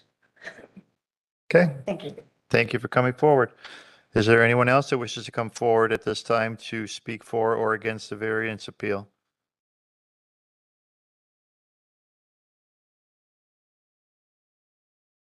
Do you solemnly swear that the testimony you shall give in this matter shall be the truth, the whole truth, and nothing but the truth, so help you God? I do. And I'm Ann Kelly Michael, and my husband is Patrick. And our house is, so that's Brett and Mary's house, and that's obviously John's house. Our house is right next door, the long driveway. And we are not a town, but we consider ourselves very close. And we've lived in our house for 17 years. And Patrick grew up in the house where Al and Sharon live, which is right next to our house. So we've always been kind of a community.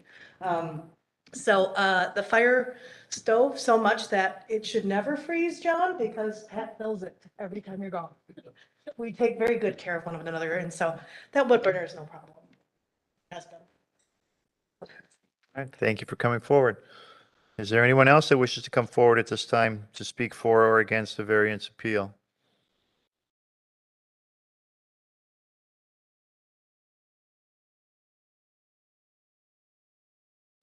do you solemnly swear that the testimony you shall give in this matter shall be the truth, the whole truth, and nothing but the truth, so help you God? Yes. And your name and address? Sharon Bay, N104, W20387 Willow Creek Road. And I live next to Patrick in the house that he grew up in, and that heater hasn't been no problem. I never smell it at my house. I'm like 3 houses down. And everybody in the neighborhood gets along. We all know everybody's families, and we get together all the time, and everybody gets along fine until this happened.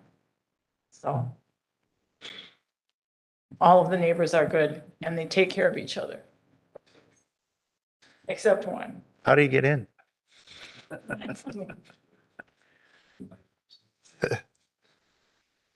Thank you for coming forward. Is there anyone else that wishes to come forward to speak for or against the variance appeal?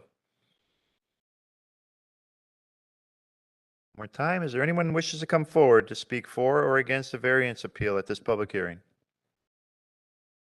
Mr. President, we should just, for the purposes of the record, swear Mr. Retzloff in, and I have a simple series of questions for him as well. Okay. Do you solemnly swear that the testimony you shall give in this matter shall be the truth, the whole truth, and nothing but the truth, so help you God? I do. Your name and address, please? Jeffrey Retzloff, 129 North German Street, Mayville, Wisconsin. I serve as the Village of Germantown zoning administrator. All right, and a simple question for you is you've given a presentation this evening and answered a number of questions. All of the information contained within that presentation and those answers is true to the best of your knowledge? Yes. Okay. And do you have anything further to add? No, I do not. All right. Thank you. There's no one else that wishes to come forward to speak for or against the variance appeal for this public hearing. This public hearing is now closed.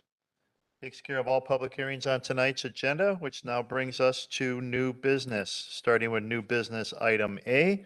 John Weskey, located at North 104 West 20255 Willow Creek Road, a variance request from Section 14.105 subsection 2 of the Village Building Code to have a solid fuel fire heating device in the RS4 Single Family Residential Zoning District. Motion to approve new business item A, approving the variance. Second that. Motion made and seconded. Discussion. Trustee Baum. You wanted it worded very specifically. Certainly the motion as presented is fine. My request of the board would be to address some of the issues that are highlighted in the proposed motion format as part of your discussion. So in other words, what I'm saying is that should there be an appeal of this, having the reasons why you voted the way you voted is going to make that process a lot easier for me to defend than if you just don't give me anything. Because if you don't give me anything, the court's going to overturn it, and then I have nothing. But if you give me reasons, then at least we can work with that. I'll give you some reasons. Hold on. Trustee Baum, you have the floor. I'll let it ride for a little bit. Further discussion. Trustee Kaminsky. I have just a couple of questions. I'm sure that when we wrote this ordinance, there were reasons for all of the setbacks and whatnot. Does this pose any type of danger to any structures or to the neighbors to have a 2-foot property setback versus 25 feet, which is rather significant in my mind? I would say in this case, the nearest structure on a neighbor's property is further away from the nearest structure on the Weskey property. As you can see in this photo, the wood burning furnace is in the middle, the structure to the left, a detached accessory building on the Weskey property. That is the structure that's 19 feet away. The structure to the right, the Quonset hut, fabric covered shelterish building, that is, I believe, 24 feet away.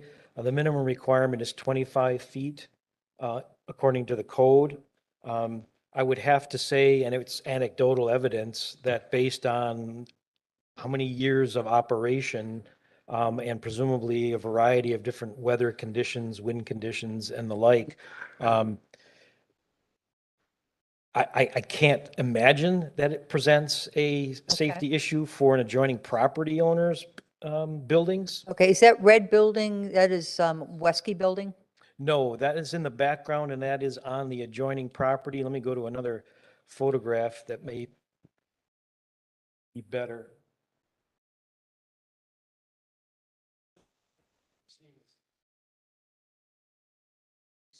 Okay.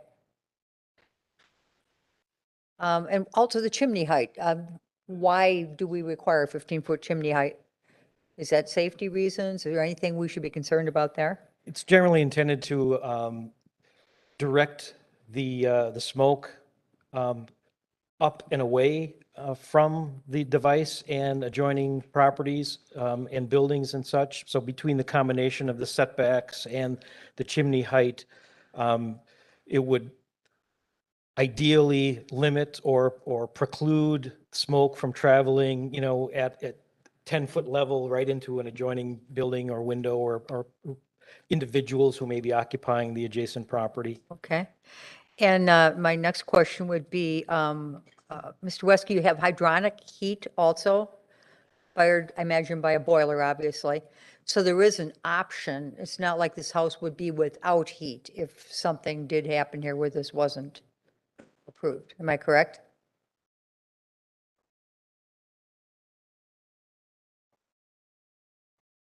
Oh, that's heated by this. So you don't have a boiler?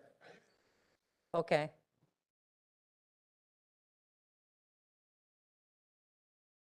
So it's more or less you just prefer the wood burning heating device. Okay. Because I was going to ask what the hardship was. Right. That was specified numerous times here. Is there some specific hardship other than what I've heard, that it just has been there for a long time and nobody minds it? And Well, I have to say this, that it's Mr. Wesky's position and responsibility to prove that there's a hardship, not necessarily mine to recommend. Okay. And I don't provide a recommendation. I simply am Okay. presenting the facts as I know them. Okay. Can we put those questions up again, please? Thank you. And we are only dealing tonight with the position of the wood burning furnace, not with the accessory buildings, correct? That is correct. Okay, thank you. Further discussion? Trustee Hudson? Yeah, I have some questions about the boiler, I guess it would be inside the house. So would the boiler be capable of heating your house to a livable? So it is not just a backup boiler,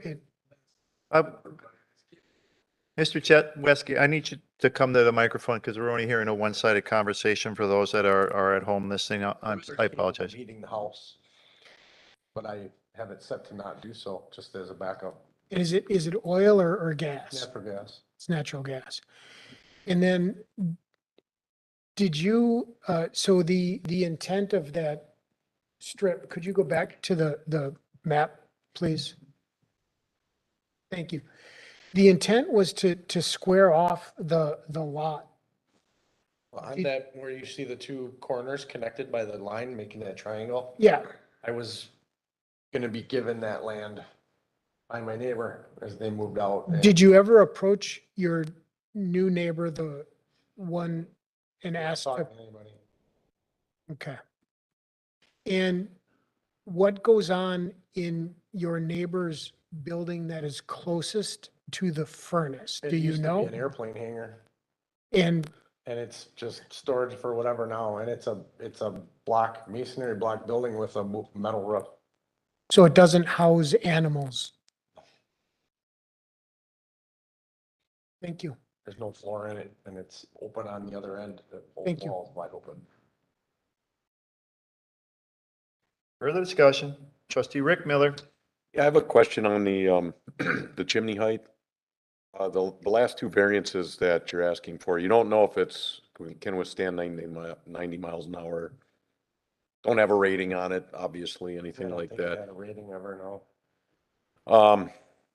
Is it possible to go that extra 3.5 feet, put a larger Yeah, I chimney can on just and put I- a 3 I mean- section and it goes on there, but that would probably reduce the wind rating of it, you know, the more chimney that's sticking up, the higher it is from the hub on the bottom. where the I strength get is. that part right. It would be more susceptible to the wind at that point. Right. Have you looked into that at all? I have no problem with the other three. It's just, it seems like it'd be pretty easy to extend that chimney Very easy. and not give them that variance. But you're right, the 90 miles an hour, I just don't know what's necessary to get Yeah, that and it's been through, I mean, under code. I've seen some storms and living there almost 20 years, and that thing has been the least of my worries. I can't speak to the wind rating, but I have seen installations for these outdoor furnaces where there are guy wires that effectively strap on to various points of the chimney and are anchored in the see. ground.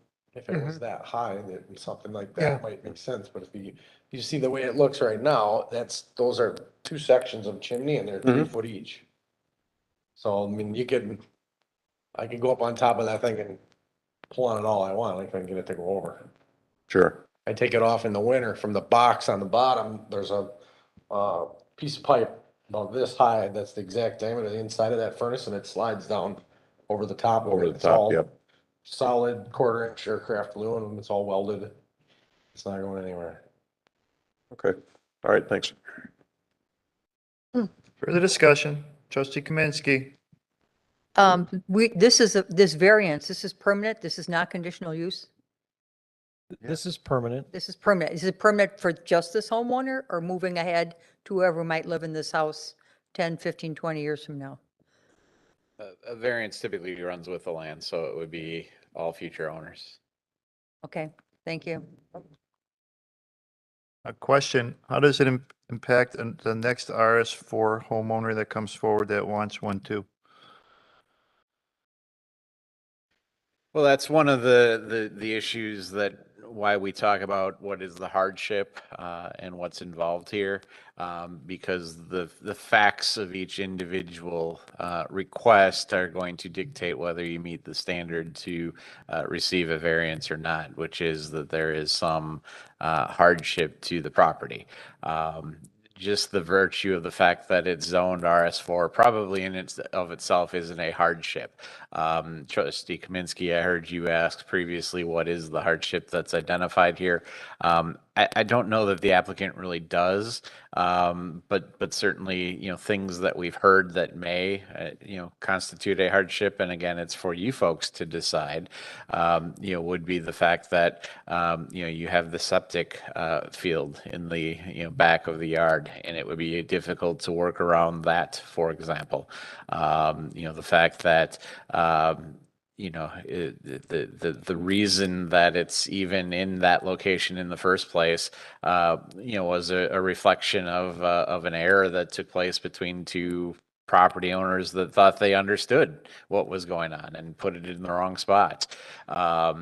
Those types of things I think potentially could constitute hardships and certainly may or may not exist in other circumstances.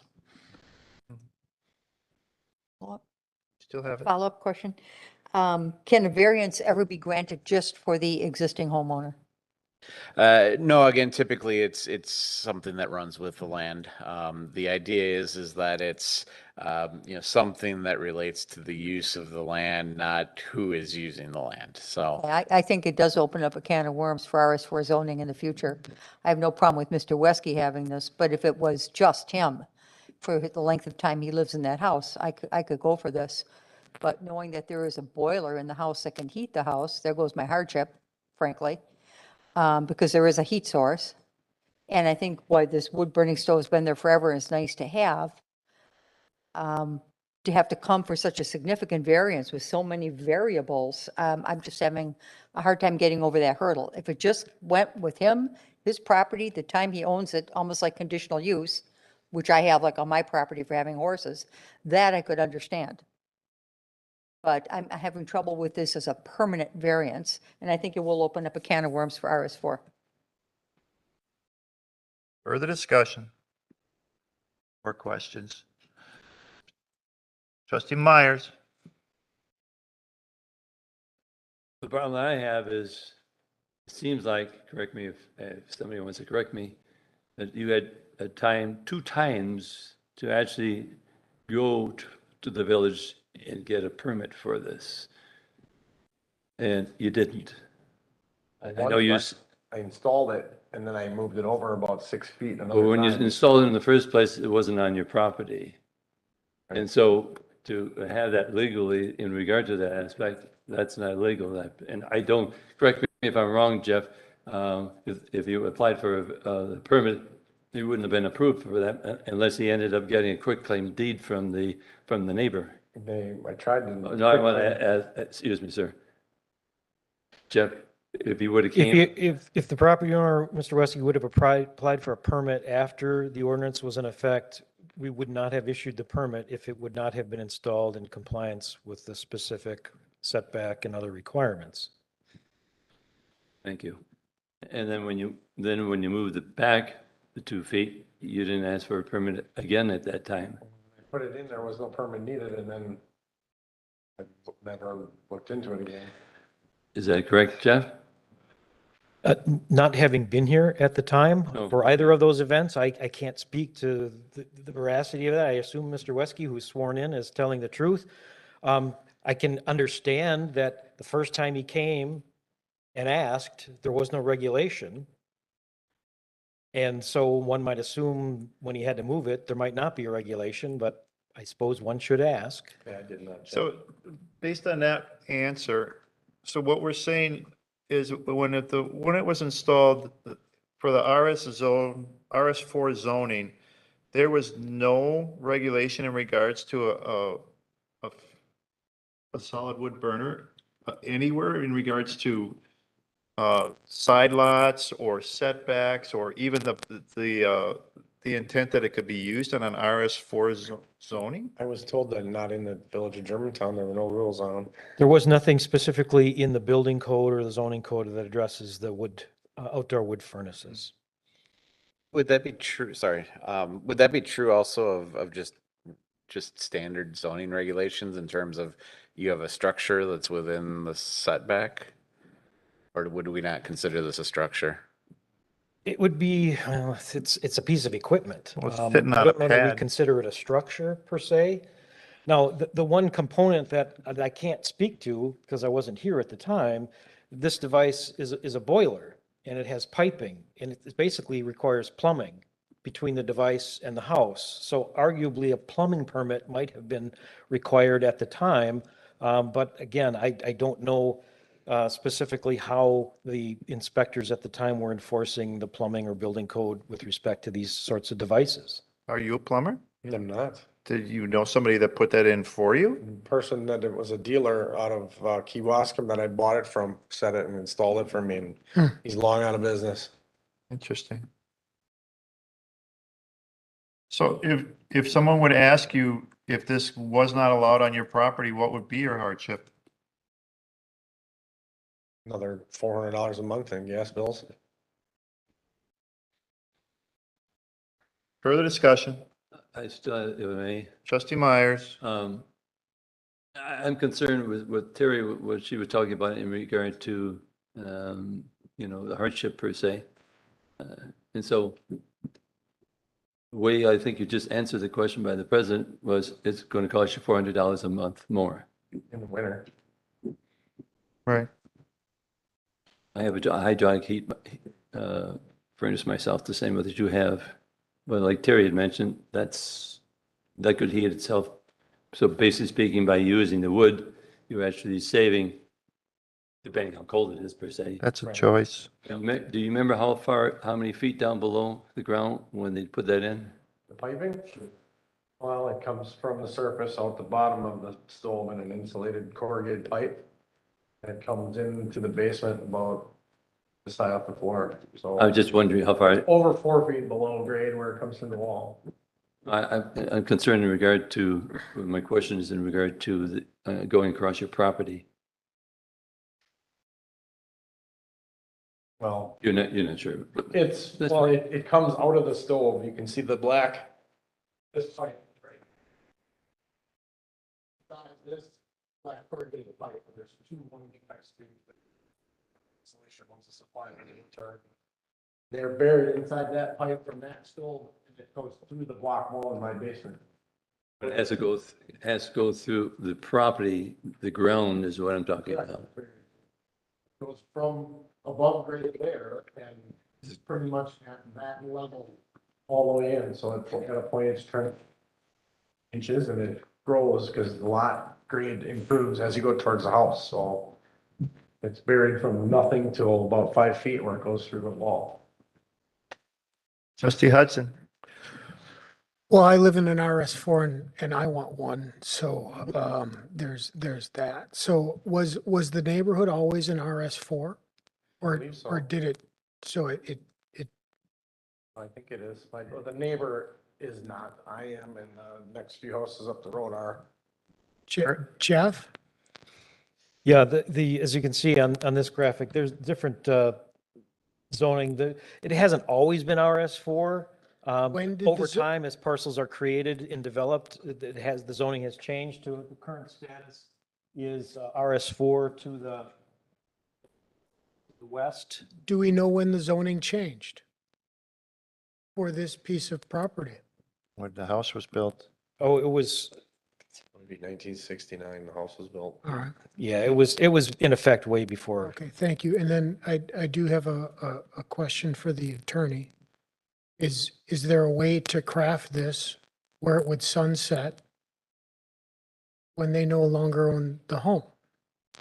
I understand what is typical, but is atypical a possibility in this matter?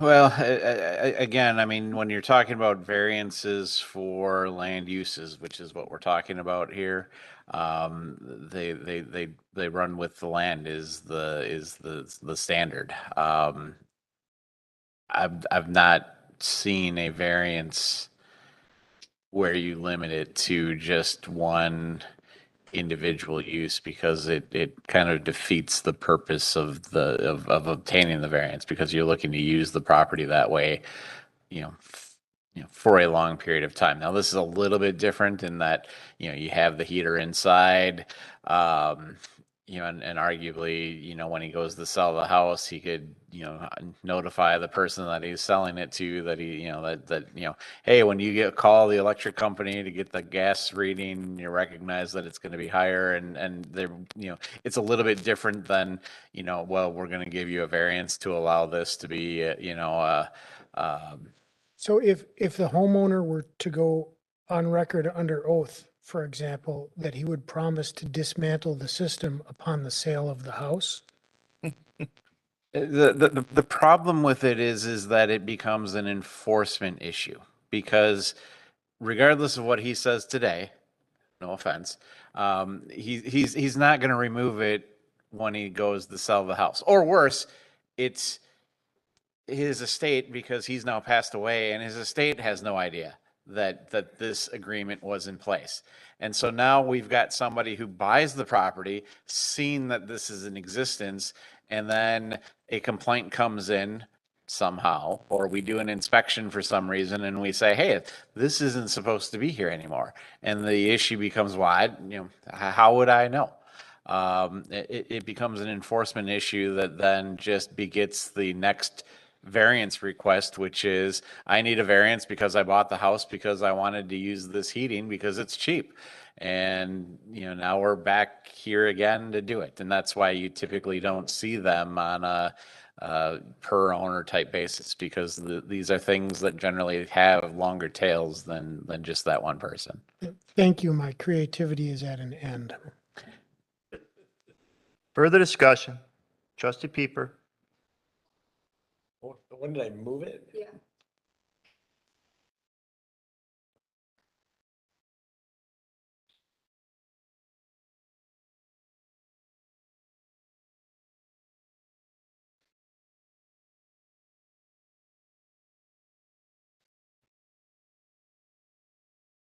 '94? Well, he was 94. Oh, Oh. so the person that installed, or you bought the stove from, installed it for you and plumbed it for you, who did it when it was moved?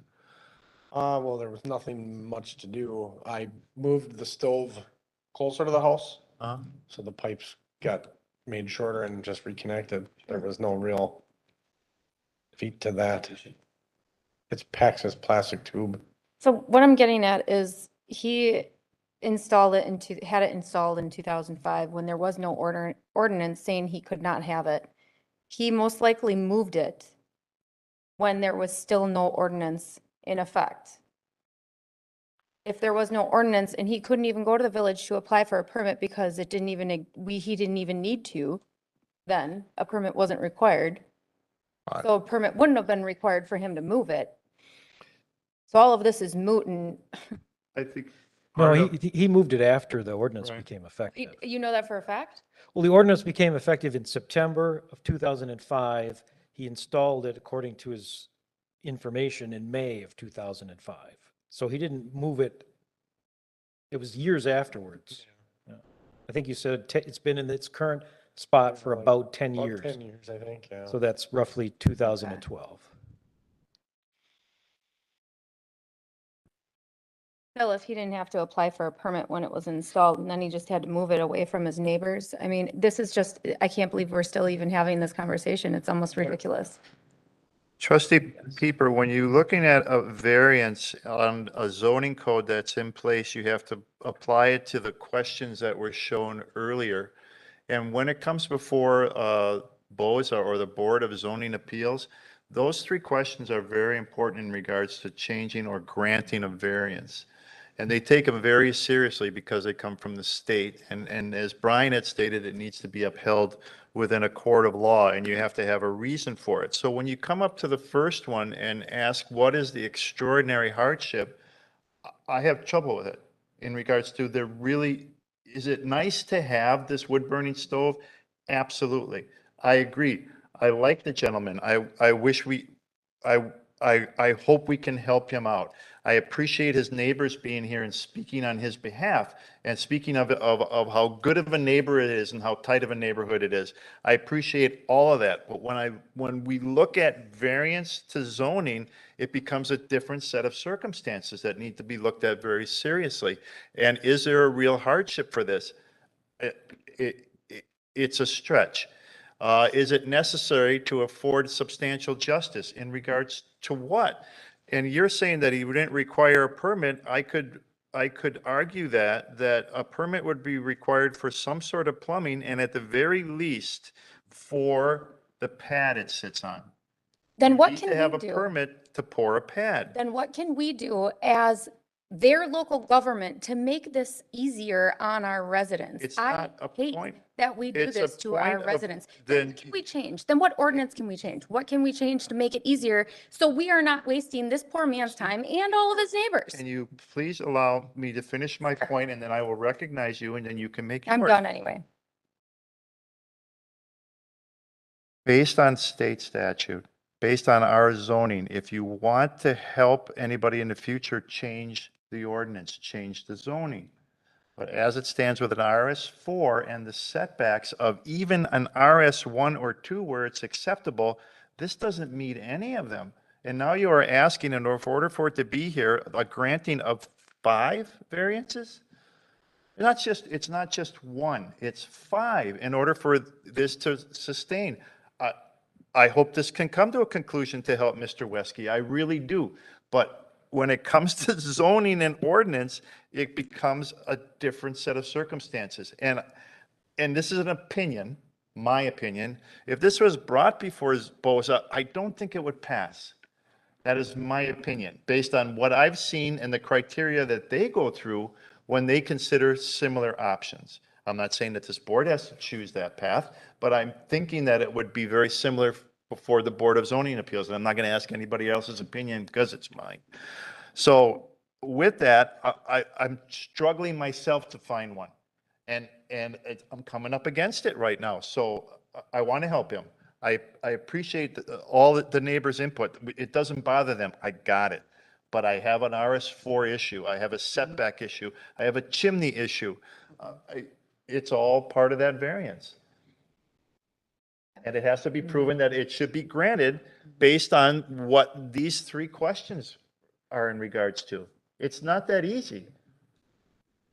Further discussion. I'm sorry, trustee Lana Retzloff. I just want to say that, what you just described, the struggle is oftentimes what the Board of Zoning Appeals goes through when they consider items. Because you can sense that they want to grant the variance, but they're torn by the interpretation of their own criteria that they have to deal with. And I think at the end of the day, I think all of them, whatever decision they make, it all comes back to, it's a unique set of circumstances. This one is different than every other one that's going to come before us and everyone that came before us before. And so if somebody's going to challenge us on our decision, then we have in our favor the fact that we considered a very unique set of circumstances, and we're not setting a precedent and we're not following one either. It's a unique set of circumstances, and we're considering and acting on exclusively. And with that said, I'd have to say with some degree, with complete honesty, I have not seen a Board of Zoning Appeal decision being challenged by anyone. And I don't know, but Brian, is that a fairly typical or common occurrence elsewhere? I would say that it is more common than not for there not to be a challenge. But certainly there are. In fact, we've had one in my tenure. We had our case that involved former Supreme Court Justice, who ultimately became a Supreme Court Justice, who appealed the decision from the Board of Zoning Appeals. So, yep. So they do exist. I think the difference between the Board of Zoning Appeals and this body is that at first you're both confined to what the law tells you that you need to do. And maybe you feel really bad and, oh geez, this is terrible. And, how are we supposed to deal with this? But to Trustee Pieper's point, unlike the Board of Zoning Appeals, this body could do something. You could look at changing the code. You could look at, potentially rezoning the property, those types of things. Doesn't mean that it puts us in any better of a position at the end of the day because, you have a list of 5 variances and, just removing the, hey, in an RS4, you don't need to get permission to do this, would be an easy way to solve the problem here for Mr. Weskey. But it doesn't solve variances 2, 3, 4, and 5 that are also in place. Now, the hardship for those may be a better case than just the, hey, I need this or I'd like this because it's a cheaper way to heat my home. So I mean, all of those things go into the play, but that is one option that this body has that the Board of Appeals doesn't have. That even though you may ultimately conclude that, hey, this is what our code and what the law is telling me I need to do here, you can change the rules afterwards, and allow him to come forward with some proposal that may comply with regulations that you adopt after the fact. So, it does not need to be the end if the consensus is that this isn't going to go forward, which again is up to you. Those are things that are going to happen later, not tonight. Correct. This board can consider any of the zoning as it stands and make any changes to accommodate whatever they want to do, whether it be, deck encroachments, side batting encroachments, or any type of backyard setback. That's all before the Plan Commission and can be brought here for or for not approval. So what we have to come up with, though, is something that's going to stand in a court of law. What is the reason that we're granting this variance? Because if I'm reading this correctly, this neighbor is not going to stop at what we decide to do. They're going to take the next step, and that's a guess on my part. But he sounds the type of individual that might do that and take the next step, which would be to go to a court of law. If he does go to a court of law, Brian has to have something to defend it with. Not because we felt sorry for him or we like the way he heats his home and I wish I could do it too. It has to be a reason of why we're granting this variance in this condition. So he has something to stand on. And I haven't heard one yet. Either. Trustee Pieper. Are you on city water? Nope. You're on a well? Yep. So you're not hooked up to sewer either? Nope. So RS4. you're zoned RS4, but the actual definition on our village website says that an RS4 is intended for single-family residential at densities not exceeding 2.2 dwelling units per net acre and served by municipal water and water facilities. He shouldn't even be zoned RS4. Planner Etzel. It's a little more complicated than that. When the zoning was created and assigned to individual properties, and not having been here at the time when it was done for this particular property, I can say that with a great deal of certainty, that it was a function more of the property size than whether or not it had water and sewer serving it. And so there are parcels that are in those zoning districts that the purpose and intent says it's intended for or to be served by water and sewer that are not currently served by water and sewer. It's intended going forward that we don't create any new lots and add them to the RS4 district unless they have water and sewer. So would an RS3 or an RS2, are the ordinances the same in regards to? Well, keep in mind, the building code specifically says that these units are allowed in the 2 agricultural districts, A1 and A2, and the RS1 5-acre minimum residential district and the RS2 2-acre residential district. How many acres is your land? Like 1 5/8. So that is in effect why it was added to an RS4 district, presumably based when it was done. But it wouldn't be out of the question to have them rezoned as like an RS2. I don't think you'd meet ours too. Actually, my land's only 5/8 of an acre. I think I said 1. Plus you'd have to go through a rezoning application and a public hearing.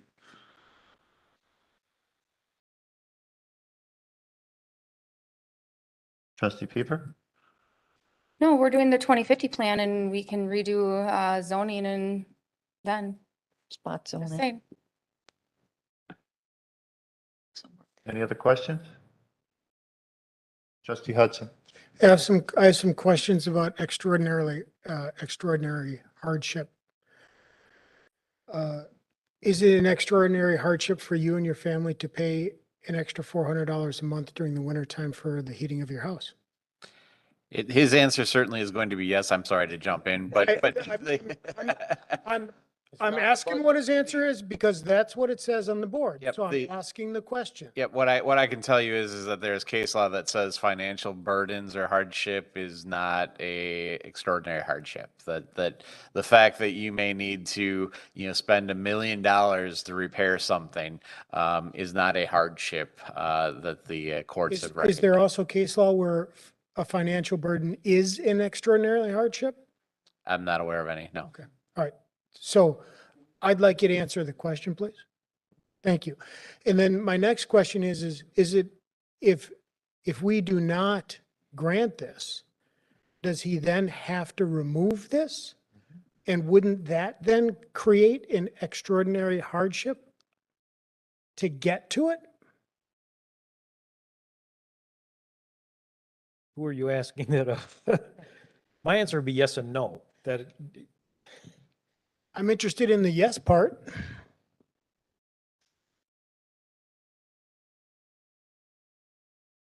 Well, I'll answer the second part. If he's not granted the variances, he's in violation of the code and there needs to be a remedy. So he would have to remove. Would have to device. remove it. And how difficult would it be to remove this system? Is it an extraordinary hardship? No. Not easy. I don't know that you can count complying with the code as a hardship because everybody would pull that card out and use it every time. Yeah, but I thought of it first. Yeah, I mean, I think certainly another aspect of that is something that's been kind of ruminating in the back of my mind, aside from what Mr. Retzloff just said, which is why wouldn't everybody then say, well, you're going to make me have to come into compliance and that's going to, be hard to do. I don't think that works. I think the other piece that I see potentially is that certainly the discussion that we heard from the applicant of, you have the septic field very close to the property line and, I'd have to go on the neighbor's property, that kind of stuff. That may very well justify the locational aspects of why this needs to be here. So some of those other variances, I don't know that it gets you past the hurdle on number one, which is just, I need to have this on this property. That I'm not sure works because you then fall into that situation of everybody would say, well, if I have to come in compliance, then I'd have to it's hard to do. I may have to spend money to do it. And, that's where we typically see those types of circumstances where the courts have said financial hardships are not enough to justify a variance, because that is a frequent suggestion that in order to comply, it's going to cost me lots of money. And the courts have rejected that. This isn't much different, in my opinion. Trustee Kaminsky. Kind of a unrelated question, back to changing the ordinance so that potentially these types of units could be allowed on this zoned property. Even then, it would have to be moved because it's still, we'd have all these variances. Well, it would depend on what the code looked like. You've already heard that Mr. Retzlaff, for example, thought that this may not count as a structure, so we wouldn't apply typical setback requirements to it. The setback requirements in this particular case are actually within the building code provision that we're dealing with here specifically, that say that it needs to be, so many feet away from, the structures and from the property line and that kind of stuff. Those things could potentially be modified in any potential ordinance. Again, for the first step to that process, if the board ultimately decides that that's an approach that you want to take, is, Mr. Retzlaff and I are going to have to go back and look at why we even adopted it in the first place. Look at the ordinance that was adopted at the time and see if that gives us any indication of where that came from and what type of guidance that gives us. But things may be different now. But RS4 is less than 2 acres, correct? Yes. Well, it's still a sizable property, depending upon, I guess, where you would put your wood furnace. I sure don't think going down Pilgrim Road or, some of the somewhat larger properties you see, I don't think people want to see a wood burner in there. I don't know. I'm not saying I would approve or not approve an ordinance change, but I think that's the only route out I see here, unless Mr. Wesky can move this wood burner some way, somehow. And now with the septic field there, you're talking about unique set of circumstances. Well, they're unique, but they're still unique in such a negative way that I can't wrap my head around going for this. I'm sure the neighbor probably would be delighted to let you drive on his property if he really doesn't like the wood burning furnace. And he'd say, yeah, get it out of here.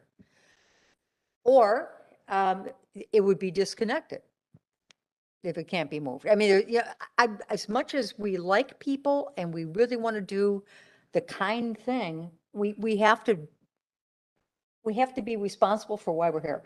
And that's my problem with this. I do not see any way around this unless at some point we do change the ordinance for RS2. And then I'm asking myself, do we want to see a bunch of these wood burning stoves on less than 2 acres of property? I mean, it's just a sad, inappropriate situation. Cost of natural gas goes up, there'd be more. Can you move this thing somewhere on your property, Mr. Wesky, to? Not to have it. It Okay. would really be usable then. It would be so inconvenient that. Okay. Further discussion, trustee Rick Miller. So the question is, do all 3 of those have to comply or apply in order to have the variance? Is that correct? Yes. Extraordinary hardships of chance, substantial justice, purpose and intent. All right, I was hoping 2 out of 3 would work. The issue I'm having with this is that I can't believe there's no grandfather type thing in here. I mean, you put this in 2005, we didn't even have an ordinance. Well, I did. It's been running for 17 years Yep. without issue. 6 months a year, every year. I get that you moved it. You had to move it because Had to move it of because the it wasn't on the property. property. Land, I yeah. get it. And you knew that. And that wasn't in But he didn't do it. compliance. I understand all that. But the thing I keep going back to is in 2005, when you did this thing, there was no ordinance for this. Otherwise it And wouldn't be there. because of circumstances now, there's an ordinance. And unless we come up with something, you're gonna have to remove it. And I just, God, I'm just struggling with this. This is crazy to me that this can't be grandfathered in somehow. Somehow be grandfathered in, or we've already beaten that horse to death? Well, the code tells us that it can't be. The code specifically says that the devices that are not permitted need to comply. So in other words, there are potentially devices that are otherwise permitted, in an A1 district, for example, that may not comply with some of the other requirements that are there. But certainly I suspect that one of the things that drove the adoption of the code were safety concerns. And so where you had something that wasn't permitted, meaning on a smaller lot in one of the smaller zoning districts, that we look to have compliance because of the need to do that. Now, certainly, other than the fact that we add in we moved it component to this, which adds another unique challenge to everything. The fact that the code changed, may be, some level of basis to grant a variance to some of the dimensional type requirements. But again, I don't know that goes so far to answer the first variance question of, is there a hardship here that justifies having the unit itself on the property? That's the one that I don't know or haven't heard personally anything that seems to suggest how we overcome that hurdle. And I think a lot of you are struggling with that as well. Trustee Hudson. I'd like to make the motion to table this item until the July 18th meeting, By July 18th. because, well, there's no July 4th meeting, But there's a, right? We're going to have the same discussion? To potentially develop an ordinance which would solve this issue and yet prohibit any additional ones from going in. you have to go public hearing. Oh, that's a huge, No, it's building code, so it's not a plan commission. yeah. No, not in building code. Building code, just regular standard. Zoning, oh, you're talking about, it's building code, not zoning? Right. It's a building code provision that includes zoning code references. Right. Oh, Go figure. So do we need more time? No, it's a local building code provision that it's not it's not coming from the state per se. These restrictions to RS4 and certain setbacks, those are locally determined regulations. all right. So the motion we have, let's go back to the motion, is to table or postpone? Table is no discussion, right? That's correct. I like that. Phil's going with table. All right, to table it until July 18th. Correct? Yes, correct. Okay, and we have a second? I'll second. Okay, motion made and second to table until July 18th to see if something can be done to bring forward a building code change to allow it. You're going to go to RS4, you're going to, okay. That's a discussion for at that time. No discussion, yep. All those in favor, please say aye. Aye. Opposed? Opposed, raise your hands. One opposed. So, sir, what we have is, we have a delay until July 18th to see if this body can come up with some sort of change that allows, and would not then require your variance. So, they're looking to, call it, simply to create an out for you, and see if there can be worked out so that, you're allowed to keep what you have there in one way or another. And, that doesn't mean that it's automatic. It just means that, you can keep it for today, and we'll see how this board can become creative and come up with something that might allow you to keep it in the future. All right, thank you. Thank you for coming forward, and I appreciate your support team here as well and spending time with us tonight. Thanks. Can I ask a question about that? Who's supposed to figure this out? You don't have to. The board is supposed to figure this out? No. Or Well, Rex Lorenzo's figuring it out? yes. Okay. Oh, yes. I didn't know It if does place it in his area along with the village attorney. We will have a certain task that is involved, but ultimately it is your decision. Right.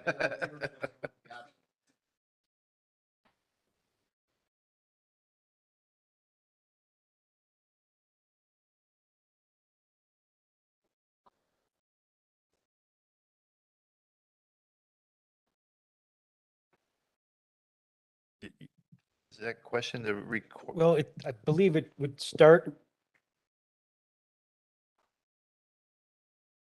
So there are rules of construction that typically apply when you interpret ordinances. And obviously first you start with if it's defined within the code. After that, then you go to what the common meaning would be given. Typically, you would look at a well-reputable dictionary to look at how they define that term. And then beyond that, there's additional rules that potentially apply. But there's standards typically that we look at to do that. I'm not sure what in this Say on the definition. Who? He? No, I interpret, but ultimately the Board of Zoning Appeals would over.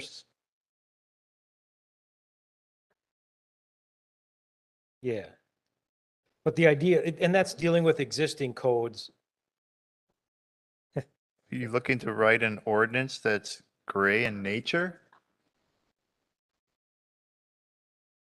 Anything else on this item? All right, thank you, sir. Thank you. Next item under new business is item B, Todd and Cindy Wetterall, property owners of 57.4 acres located on Fond du Lac Avenue and State Highway 145, ordinance 08-2022, rezoning from A1 agricultural to A2 agricultural district, and a 2-lot certified survey map to divide the 57.4 acre property. Motion to approve. Motion made and seconded. Discussion. Hi, Jim. Trustee Komisky. Well, actually, I would like to hear what, some summary on this. If there's anything unusual here, or is this pretty standard? It's pretty straightforward, but there is a twist. They're simply trying to redivide the two parcels that comprise the 57 acres to effectively recognize Fond du Lac Avenue as the dividing line between the two parcels. Right now, one of them actually overlaps and with the road straddling it. So they're cleaning up the property lines for the two lots. Okay. The Plan Commission recommendation is to approve, subject to some conditions. And there's 4 conditions the Planning Commission recommended. The twist is that since the Plan Commission action, staff has learned of some quitclaim deed lot line adjustments that were made to adjoining parcels. So there were bits and pieces, if you will, of the Wetterall property that were given to a couple of adjoining properties.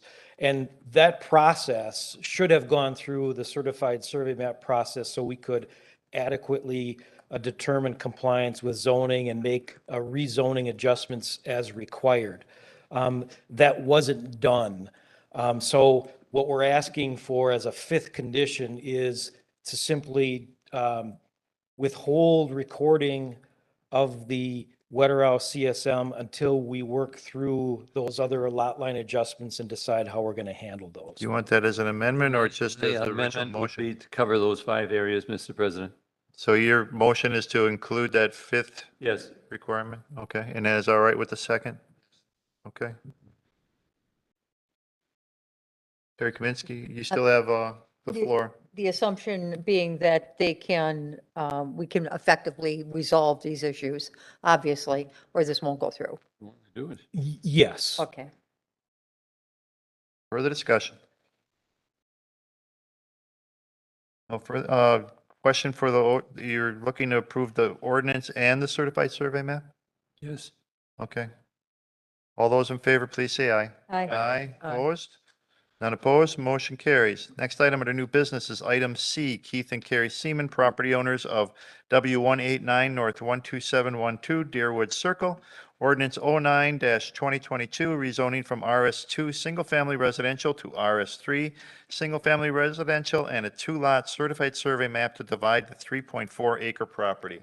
Motion to approve. Motion made and seconded, discussion.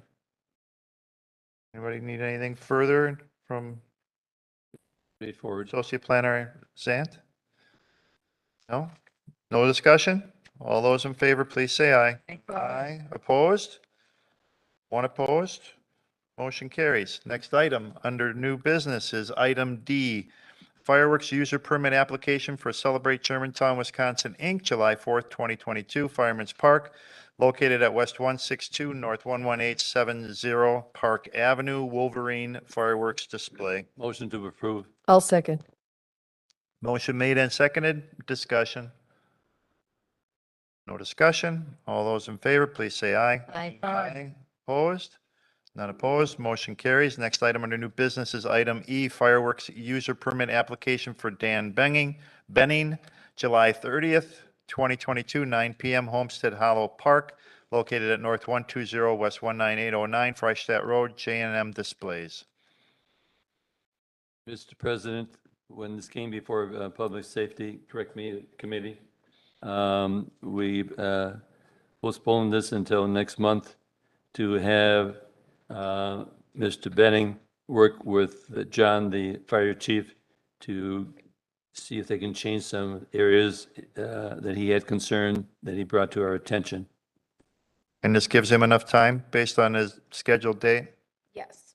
So John is reaching out to the the company that are lighting off the fireworks. He had some concerns about if it was a drought season and the fireworks were lit off in a wooded area. He wanted to have, yeah, here he is. There you go. Oh, there he is. Hello. Imagine that. That went home. Where'd he come from? The location that the fireworks were described as being set off from was the area on the south side of the barn in Homestead Hollow Park, with the actual explosion area being kind of over the wooded area within inside that park. As we all know, July 30th, it can be very dry around here. Even for the municipal firework events, we have fire and EMS on standby, which is prescribed by our NFPA standard. And typically the firework company requires it of us to be standing at that location in case something happens to people who are doing the launch or if we have any fires, which we do to get some spot fires after the fireworks normally anyways. In this case, my concern was it being over a wooded area with a lot of ground brush, that we would have a high possibility of fire incident. Also, with there only being one entrance and exit to that park, if we didn't have people standing by with inside that park, we could have a very big problem getting in and out in the event that there was an emergency. One of my recommendations to the Public Safety Committee was that due to it being above and beyond and not a municipal or a village-wide event, it's for a wedding, that the people who are holding the event should cover the costs for those emergency services being there. In my conversations with the County Parks Department, they had expressed that they did not want any other areas of that park to be used in fear of damaging any of the athletic fields.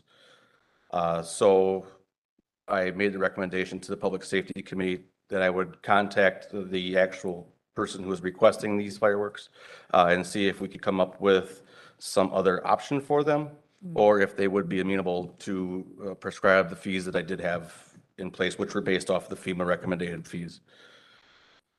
Okay, so we're looking to postpone this? Yes. Trustee Kaminsky? Just a quick question. So this is a private party? Yes, this is a wedding that is having a professional fireworks display.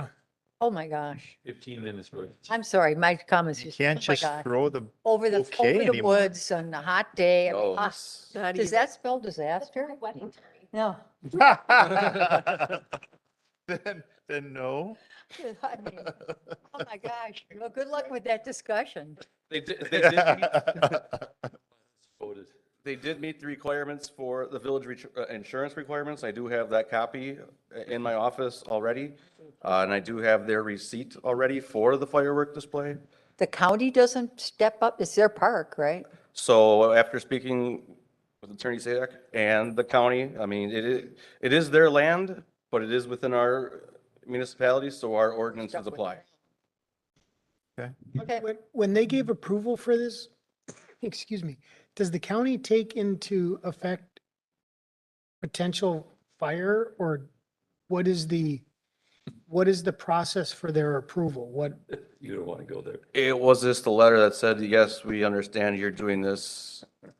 But the jurisdiction of the actual firework display falls underneath the Village of Germantown. If you burn And down the our only thing park, they you care pay about for it. is the dog park and the athletic fields. We won't pay for it. In my conversations with them, that is what was expressed to me. Thank you. I'll make a motion to postpone until our next meeting and give our fire chief a chance to get some answers. Second. Motion made and seconded. Any discussion on the motion to postpone? No discussion. All those in favor, please say aye. Aye. Aye. Opposed? None opposed. Motion carries. Thank you, John. New business item F, Brahma's Pizza, extension of premise, Brahma's Pizzeria LLC, Carrie Wegner at North 116, West 12831 Elm Lane, for Brahma's Pizzeria, which is located at North 112, West 16700 Mequon Road. 4 coolers and a bar area located on the west wall, rear of the restaurant, in locked storage room, office, parking lot area in front of restaurant. So these businesses are part of a condominium complex. Right. So can we even act on it? That's where that comes into play. So do you wish to approve it based on their approval? You could do that, correct? That we could approve it, and then based on the condo association's approval, it could be permitted? So this first one is only till the end of June, correct? Yes. So this is only for the next 24 days. I And think, they have a renewal in that has the same language also. And I don't know, and I'm sure Brian will be able to educate me, that if they are allowed to ask for a liquor extension for property that they don't own. 'Cause it's a common area, it would be owned by all of the businesses there. Yeah, I mean, so this is a kind of a unique one. Generally, my answer is that we don't care about private, issues. We have deed restrictions or condo, requirements. That's not for us to deal with. That's a condo issue. They deal with it. This one is complicated by the fact that just as you said, you're talking about actual ownership to that area.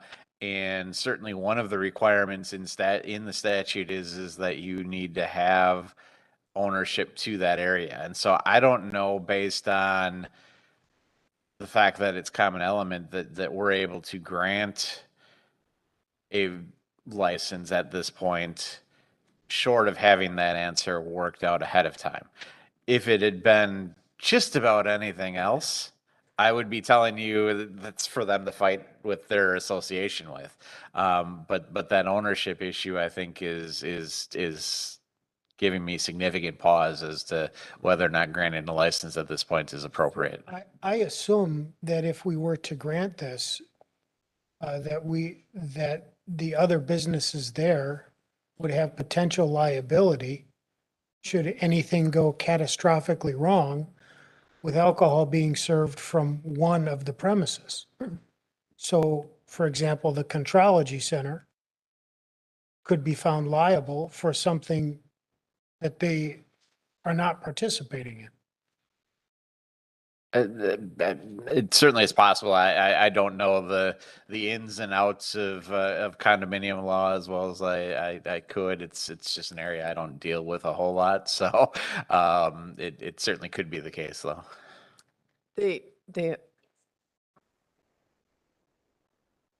Yep.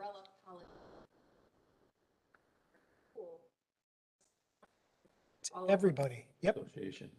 I'd like to make a motion to postpone until we get an approval letter from the. motion made and seconded to postpone. Discussion on that motion? Trustee Chan Miller? They even wrote in specifically the condo association and said that they would have to Right. have the vote. Right, So from Fritz, right? we're doing the right thing. Okay. That's it. Further discussion? All those in favor, please say aye. Aye. Aye. Opposed? Move on. None opposed, motion carries. Next item under new business is item H, Resolution 23-2022, creating tax incremental District Number 9, approving its project plan and establishing its boundaries. Motion to approve. Motion made and did I hear a second? Motion made and seconded. Discussion. Anybody would like to hear the information from Ehlers and Mr. Carson? Sure, he'd appreciate staying and having something to say tonight. Thank you. Good evening. I will try to summarize this. We have a couple of documents in front of you tonight. One is the actual final project plan. It's a full plan. I'm not going to go through that in any detail tonight, but I would be happy to answer any questions you have through that plan. The second is the actual resolution, which you have in your packet as well. So how we got here, just so you know, we had a organizational meeting of the Joint Review Board. Just a reminder, that's a school, county, technical college, representative from the village and a citizen member. They met, organized, and then later that same day, we had a plan commission hold a public hearing on this tax increment district. And that went well. We went through the proposal. We had a number of questions that came forward from the plan commission members, and it was unanimously approved, which then brings it to this board, the village board. And if it's approved tonight, then it'll be forwarded back to the Joint Review Board for final action. So this is the second of the 3 approvals necessary to create the new district. I was going to show you the location of the area that we're talking about for the new tax increment district. It's on the southwest corner of Wasaki and Donjas Bay. It's the area that also is going to be where the new DPW building is going to be sited. And this TIF district area is adjacent to that area. So you can see on this map, the boundary identified for TID number 9. We're not including the area of the DPW site, but rather that'll be adjacent to the TID area that's been identified and highlighted here in kind of that purplish color. We are looking at this area as a way to, in part, pay for some of the infrastructure that'll be needed to serve the DPW site. It's not insignificant of what those public costs, and the goal here is to see additional development occur in the TID number 9 area. And that increment coming from that new tax increment district will help pay the infrastructure costs that'll be needed for not only the TID 9 area, but also the DPW site. So we are looking at creating a new district. As I indicated, this would be TID number 9. Again, it's going to be to one, purchase property, roughly $3 million, and then another $4.5 million for the infrastructure needed to serve this area. Develop 38.15 acres of industrial development. That would be the TID area only. There's again another roughly 30 acres that would be available for the DPW garage outside, but adjacent to the TID boundary. And again, as I indicated, the infrastructure would be there to serve not only the DPW site, but also provide access into the industrial sites that would be set up and built in this area. Here's a map showing the boundaries of TID number 9, and then again, the roughly 30 acres that would be for the DPW garage and recycling facility, again, on the southwest corner of Donjas Bay and Wasaki Road. Really what we're tasked with and what the goal here as we went through this creation of this TID project plan was to create what's called an industrial district. And again, there's multiple types of districts that can be created in the state of Wisconsin. This would be industrial, meaning that at least 50% of the area that would be within the boundaries would have to be zoned and suitable for industrial development. So what's being proposed here, again, is some industrial development on the east side of town. That's a maximum life of 20 years, 15-year expenditure period. You can't spend funds after those 15 years within the district. As indicated before, total of around 67 acres is this entire site. Again, roughly 30 acres for the DPW garage. And the goal here is to, again, use some of the development that's coming from the proposed new industrial development to help pay for the infrastructure that'll be needed to serve this area.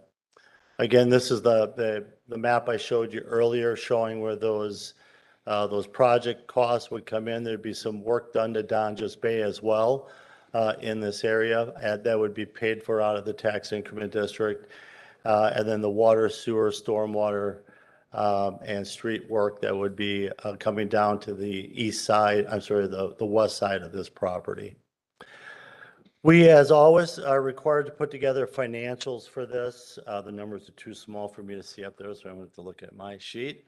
And, you know, this is estimates at this point, as they always are when we create tax increment districts. If you look at I mentioned about $4.5 million of infrastructure costs. If you pull out really items 5 and 6, 5 is the land acquisition of $3 million, and then 6 is the development incentives. There was a lot of talk about those development incentives at the Plan Commission meeting. If there are development incentives that would be paid, they would be part of a development agreement that would come back in front of the village board at a later date. At this time, there isn't a plan direct to be able to, that would need those incentives. But we have those built into the project plan in case a developer or development comes forward looking for incentives. It gives us that flexibility and opportunity as need be to provide some type of incentive. So they're built into the plan to allow for that flexibility. So the project costs are about $8.6 million that would be built and paid for out of the tax increment district. There's been discussions with a developer in regards to the different types of buildings that could be built out there. There's been a couple of different designs of how this could build out.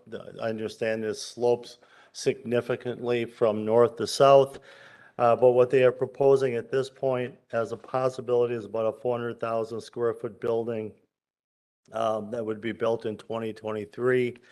That would have a value of a little over $20 million. A second building in 23 as well of roughly 100,000 square feet that with a value of about $5 million. So we'd have about $25 million of value that would be created out here. Again, that would generate increment, different fund that would help pay that infrastructure costs that are needed to serve not only this area, but the new DPW building site. The following page is our analysis that shows the actual increment that would be generated over that 20-year window. You know, you can see at full build out, we have a substantial amount of money coming in, about $430,000 coming in each year that would pay back again the any kind of debt issue that would be needed to be taken out, again, to finance those public infrastructure improvements. We've identified, again, a structure and sizing for this. If you recall, we did do the anticipation note as part of the borrowings that were done earlier this year for the land purchase. So there would be a subsequent issue that would need to be done to finance the remaining infrastructure to serve this area. And we are projecting that would happen either late 22 or potentially into 23. It would really be timed with the development and timed with the DPW building construction. And then finally, a cash flow. That's a requirement that we have within the TID project plan. And our goal here is always to make sure that this works financially. You can see this takes into account the purchase of the land, but then also the land sale, the developer purchasing the land back. So that's not a giveaway in this case, but rather the land would be purchased back by the developer, the municipality putting in the infrastructure into this area, paid back over that 20-year period. Again, we have built in incentives here that may or may not be needed to entice the development into this area. One area if incentives are needed that could be an area would be if you had to come into this property off of Donjas Bay, from the north into the south to access the property. That could be where some of the incentives are used. So a little bit, again, timing wise, where we are again, as I mentioned, we did bring this to a public hearing for Plan Commission on May 9th. It was approved at that meeting. Tonight is village board action. And if it's approved tonight, it'll go back to that final joint review board, which they have a scheduled meeting already on June 22nd. If it's not approved tonight, that'll get canceled or moved back. But right now that is scheduled for June 22nd. For final approval. So that's a kind of a highlight of what's being proposed for tax increment district number 9. To my knowledge at this point, Steve, you can correct me if I'm wrong, there isn't a development agreement in place at this point.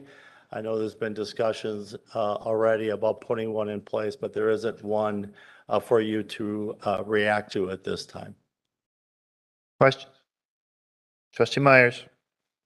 Phil, in regard to that road that goes in, is that going to be split between the developers, or does Germantown pay for that road coming in off of Donjas Bay going south?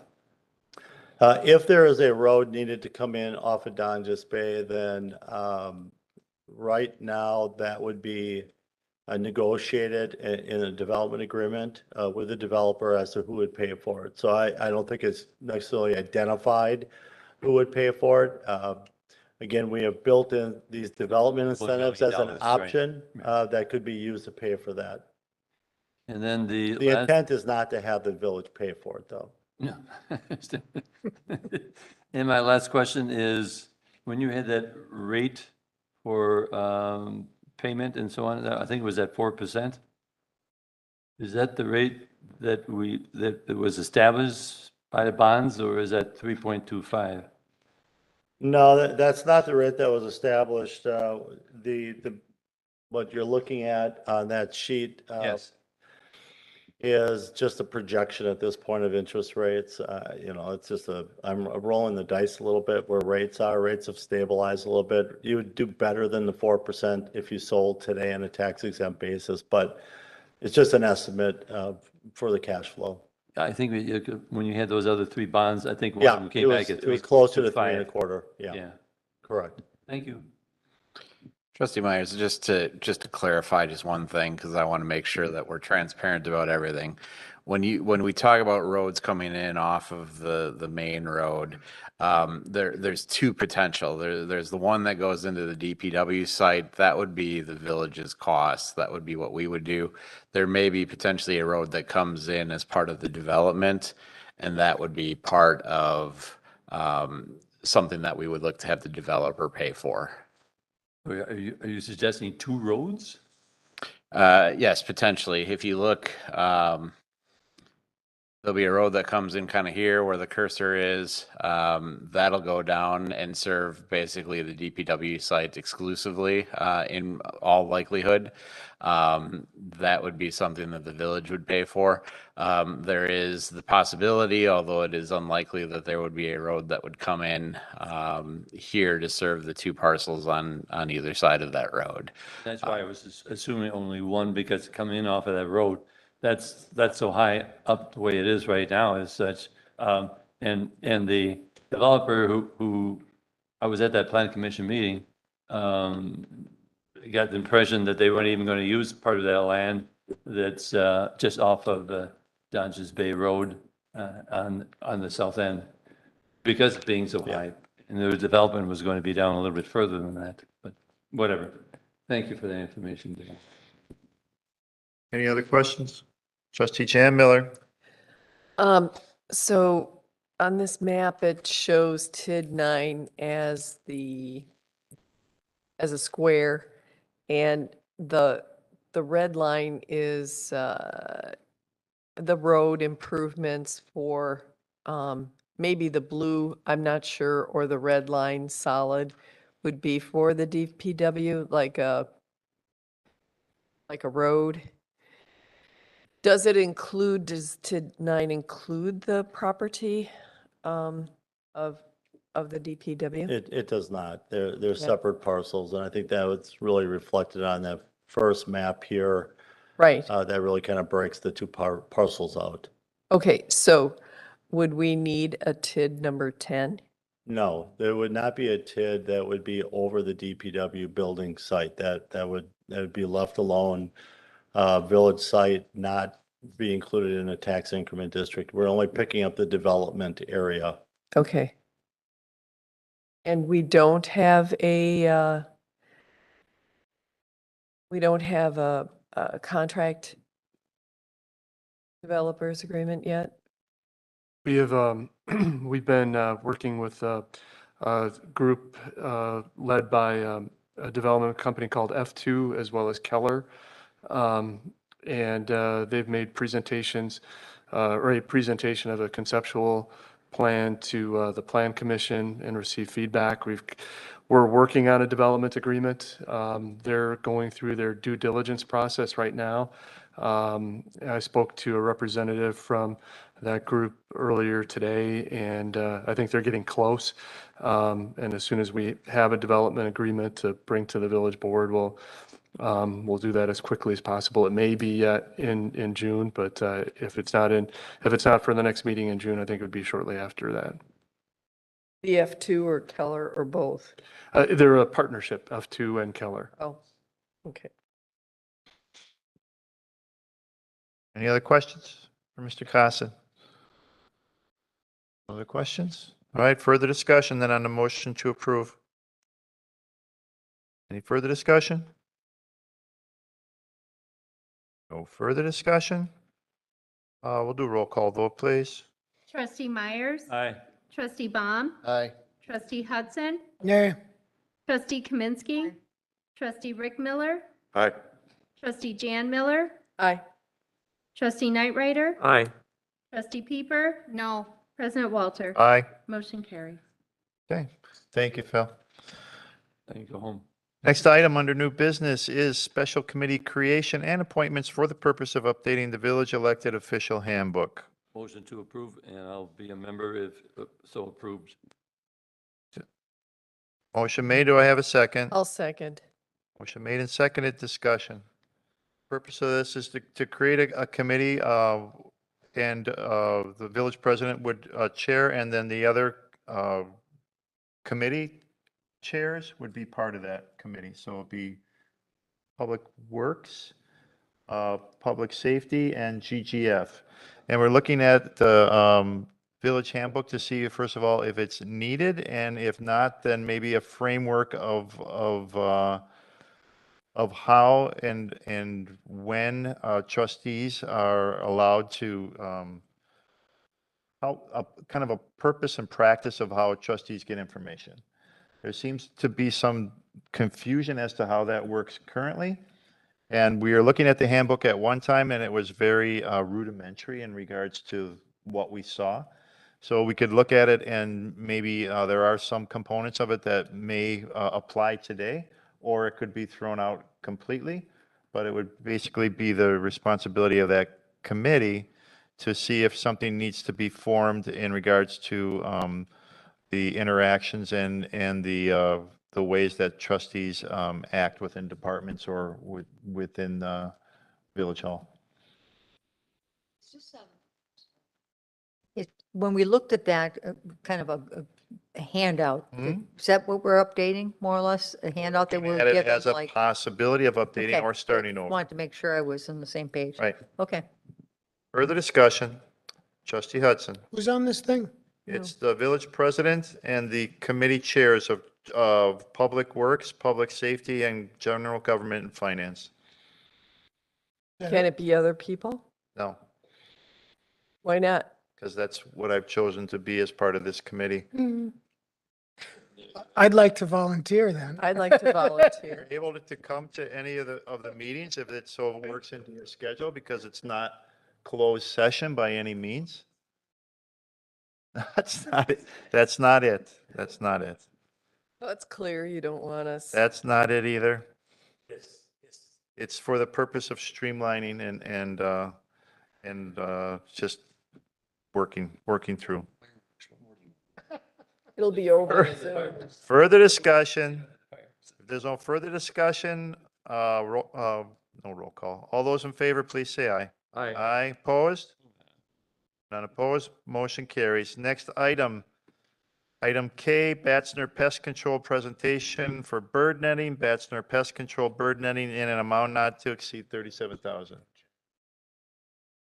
Did I skip J? I did, sorry. Almost, I almost got you, Gil. Back to sleep. Go back to the next one previous, which is J, engagement of a communication firm for communications related to the Richfield Utilities referendum.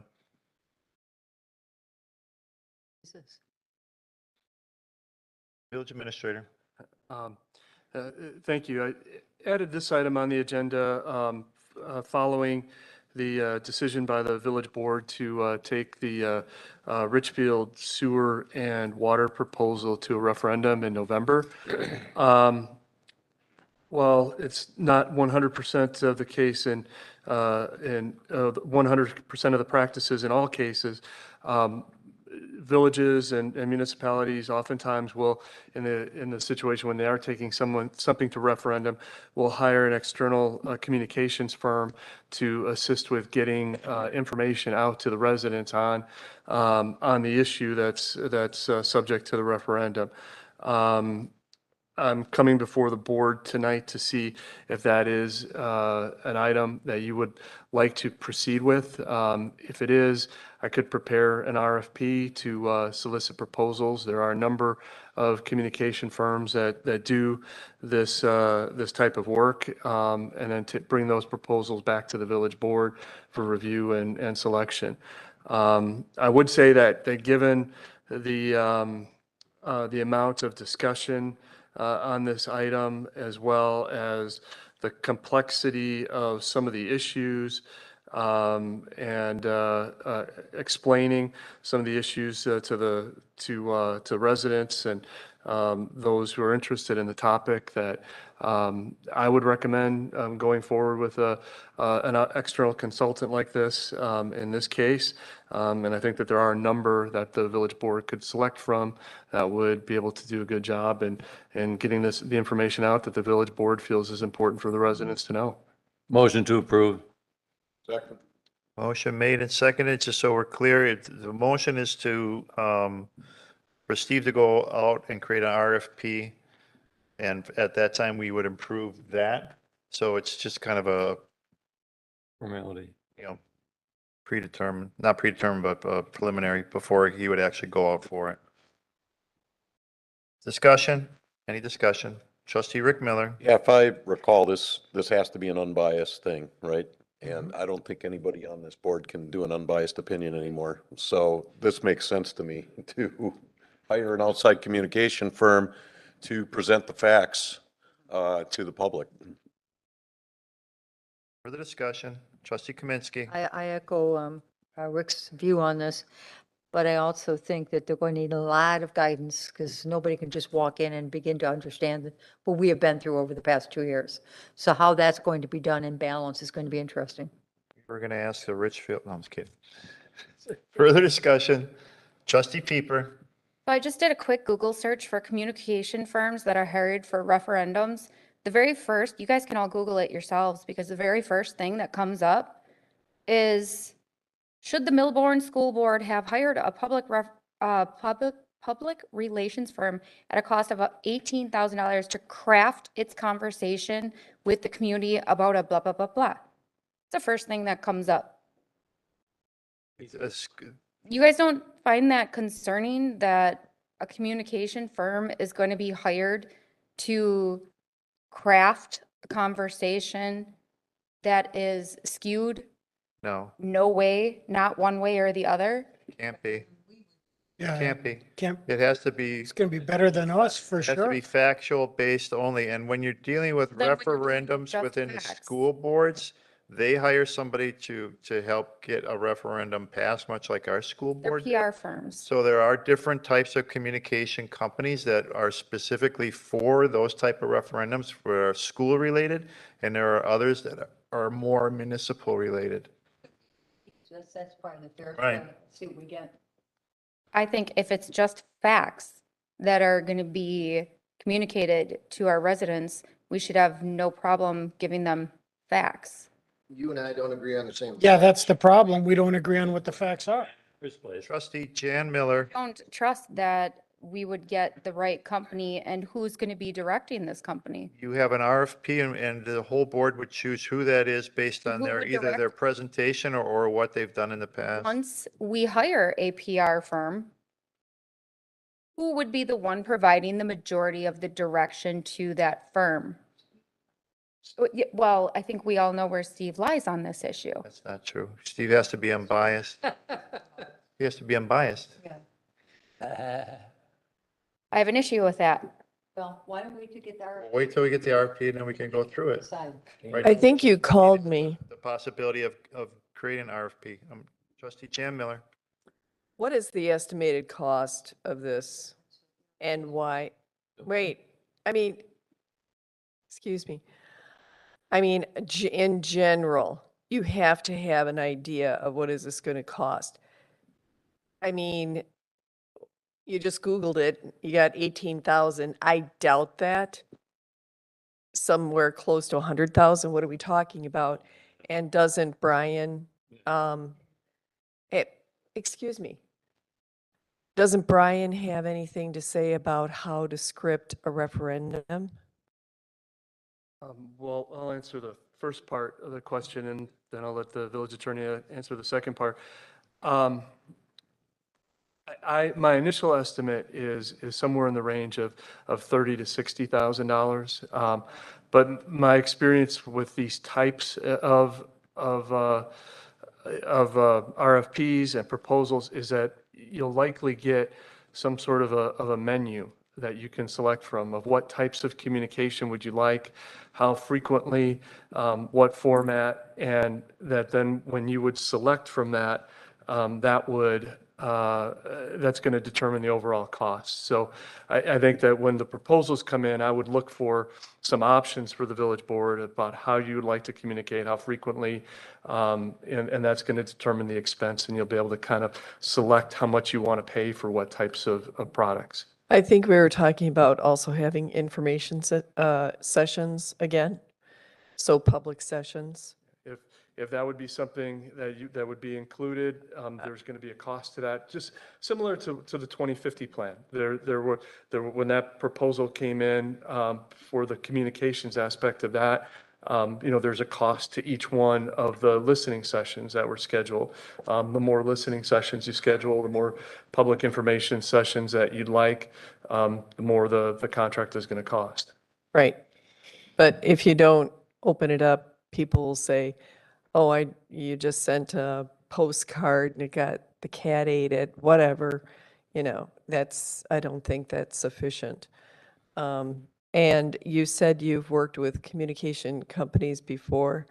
At what job, or do you have a reference? I have not worked with a communications firm on a referendum before. I have worked with at MMSD, at the city of Milwaukee, at Milwaukee County. I've worked with different communications firms on everything from, budgetary issues and decisions that were being made to putting together plans for county parks. So it's a wide variety. Trustee Nyrider.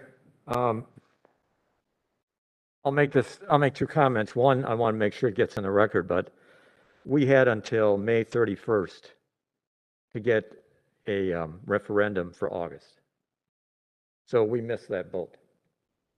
And I learned that from last Monday, just watching the news, and the city of Racine had last Monday night yet to vote to go ahead with a referendum. And I did check that out with the Legislative Fiscal Bureau, so we missed that. The other thing is, when you're talking about an RFP here, do we know at this point in time, and maybe by the time you get the RFP proposal together, whatever, Richfield may say to us, going to Jackson, so we may not even need, have we had any discussions with Richfield to see where they're going?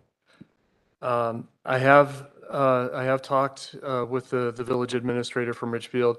It did indicate to me that they have started conversations with Jackson, and that they are, in his phrase, they're pursuing a parallel path right now, that they're working with Jackson. They're still hopeful that the agreement may work out with Germantown, but they are starting negotiations with Jackson. Do you get the feeling, Steve, that they'll wait till November? That's really difficult for me to be able to say, because I think it depends on a lot of factors. I think, November is less than 6 months away.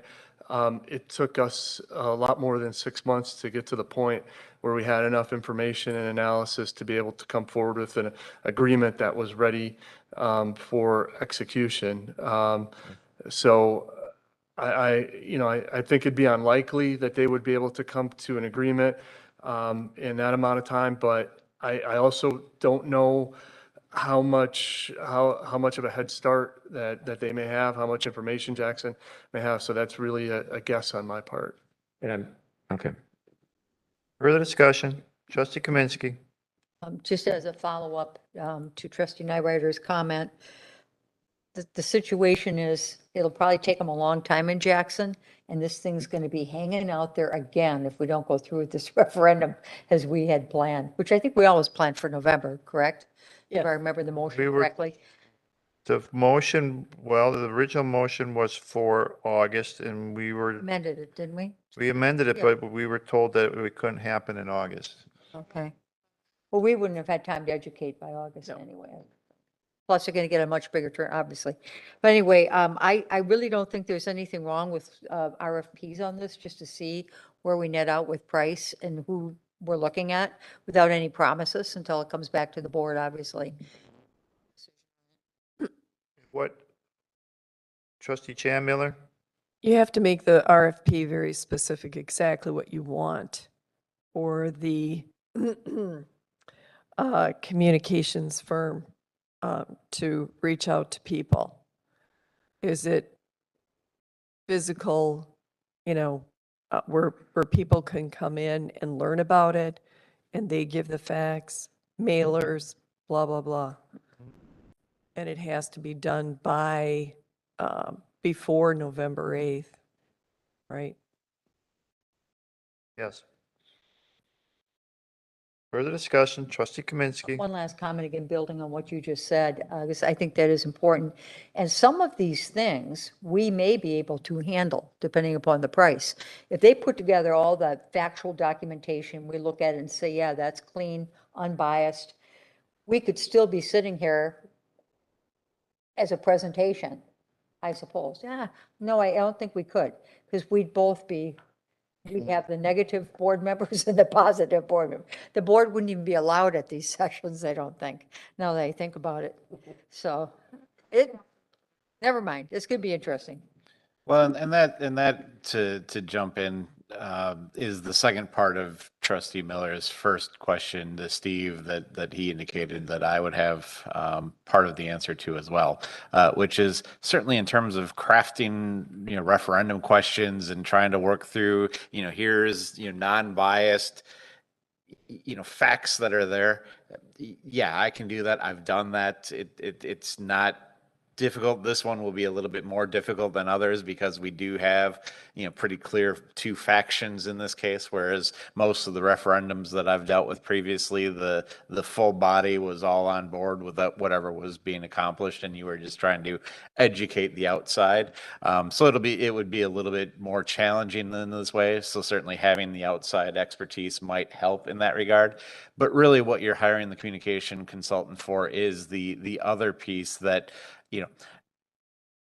is not my job. Certainly, again, I could figure out how to do it, but, I'm not the guy who puts together listening sessions and, we're going to figure out who at the Journal we need to write to in order to get the great article that's going to, stir up information and try to educate the public. That's outside of my normal wheelhouse. I don't do that type of work. And that's really what a communications firm brings to a referendum process, is somebody who manages the communication aspect of what's going on, the education to make sure that the folks are aware this is what's going on, this is what it's all about.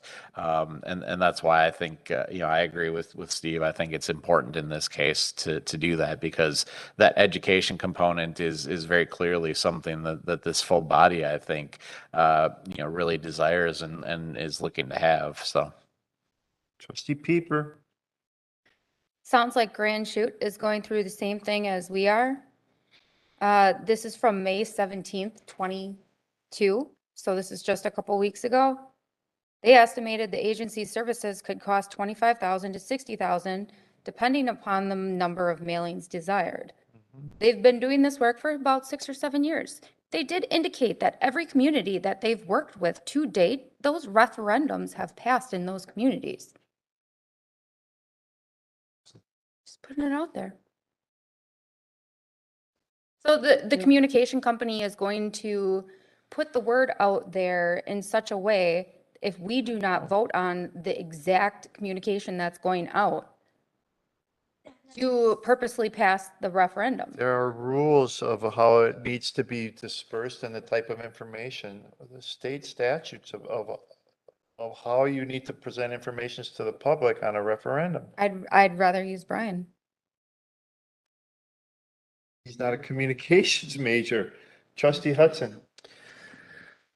So, I think if one thing became clear is that there is a wonderful opportunity to educate our citizens about the water resource. And I have full confidence in this board that we will be able to present a non-biased, factual set of resources to our citizens so that they can make an informed decision. Because what we heard time and time again, and I was pretty public with where I stood, was that there are an awful lot of questions that we need to have answered. And even if we only get 50% of those questions answered, we are in a far better place after that than we are today.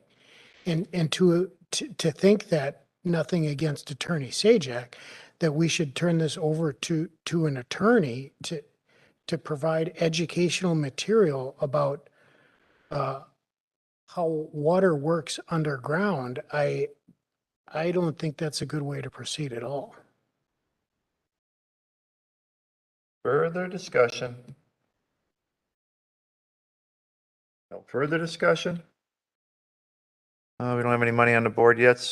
My only question is, where's it coming from? You have to pick an area of where it's, because it's not budgeted. So we would have to choose where the monies would be coming from. So all those in favor, please say aye. Aye. Opposed? Aye. Opposed, raise your hands. 2 opposed. Now, Gil, next item.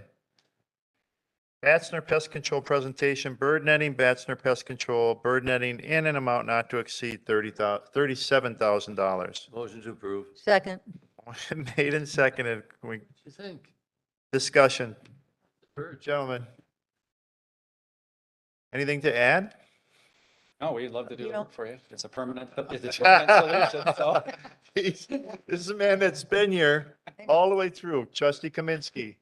Yeah, I mean, not that we don't want to hear you talk at 20 minutes to 11, we do. But we've gone through the bird netting issue a year ago when we approved this in the budget because we know why we want netting. We know we want netting aesthetically and not these other solutions. And I think we also all understand how the cost of everything with the supply chain issues has gone up, especially within 2 years. So I mean, frankly, to me, this is just, let's get it done. The difference is $2,000 versus what was approved in the budget. Further discussion? It's 2,000. Any, Is it, trustee Chan Miller? is it just the net? I think it's more than that. You've got optical stuff in here. Oh, yeah, yeah. No, those were just other options That's that what I Mr. thought. Standridge had asked that we put through. The Okay. only permanent solution would be the netting. The Right. rest you would pay upfront for some service and then it would have to be maintained at certain intervals. And they get caught in there and you release them? That's a good question. No, there are various sizes of nets that Yeah. are used and it's dependent upon the bird. When I was there with Gil doing the inspection and I stopped by again this evening on my way here since I live in West Bend, 3/4 size would be small enough where no, you wouldn't have any issues with swallows, sparrows, typically birds that Okay. you're seeing that we would use in that environment. Yeah, All right. good question.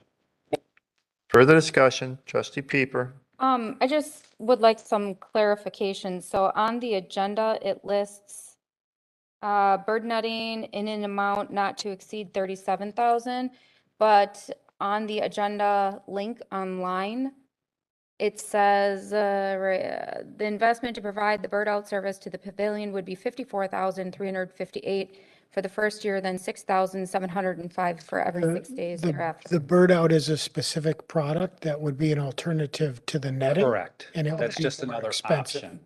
Okay. Yes.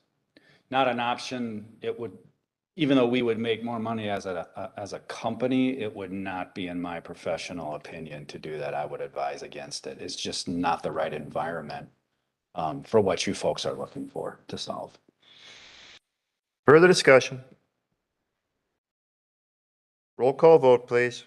Trustee Myers? Aye. Trustee Kaminsky? Trustee Baum? Trustee Hudson? Aye. Trustee Rick Miller? Aye. Trustee Jan Miller? Aye. Trustee Nightrider? Aye. Trustee Peeper? No. President Walter? Aye. Motion carries. All right, thank you for staying with us. Thank you. Thank you for having me. Appreciate it.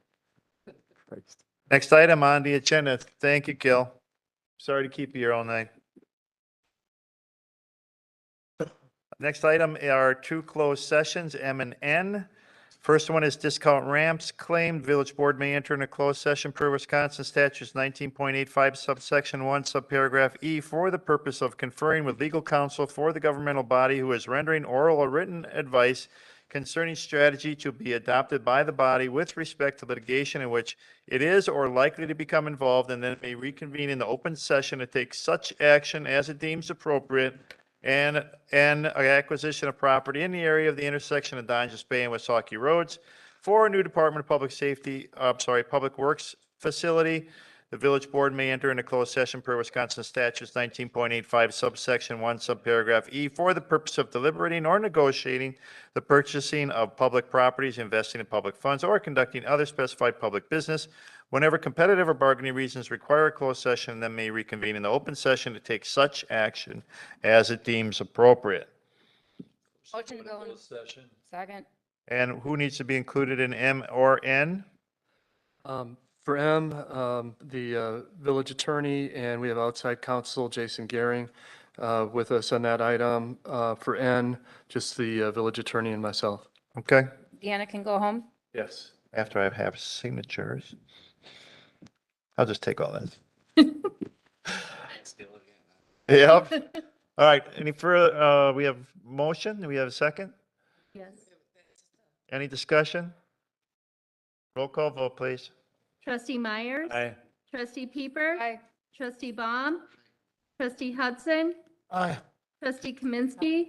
Trustee Jan Miller? Aye. Trustee Rick Miller? Aye. Trustee Nightrider? Aye. President Walter? Aye. Motion carries. Before we adjourn in the closed session, the next regular village board meeting will be on Monday, June 20th at 7 PM here in the Village Hall Boardroom.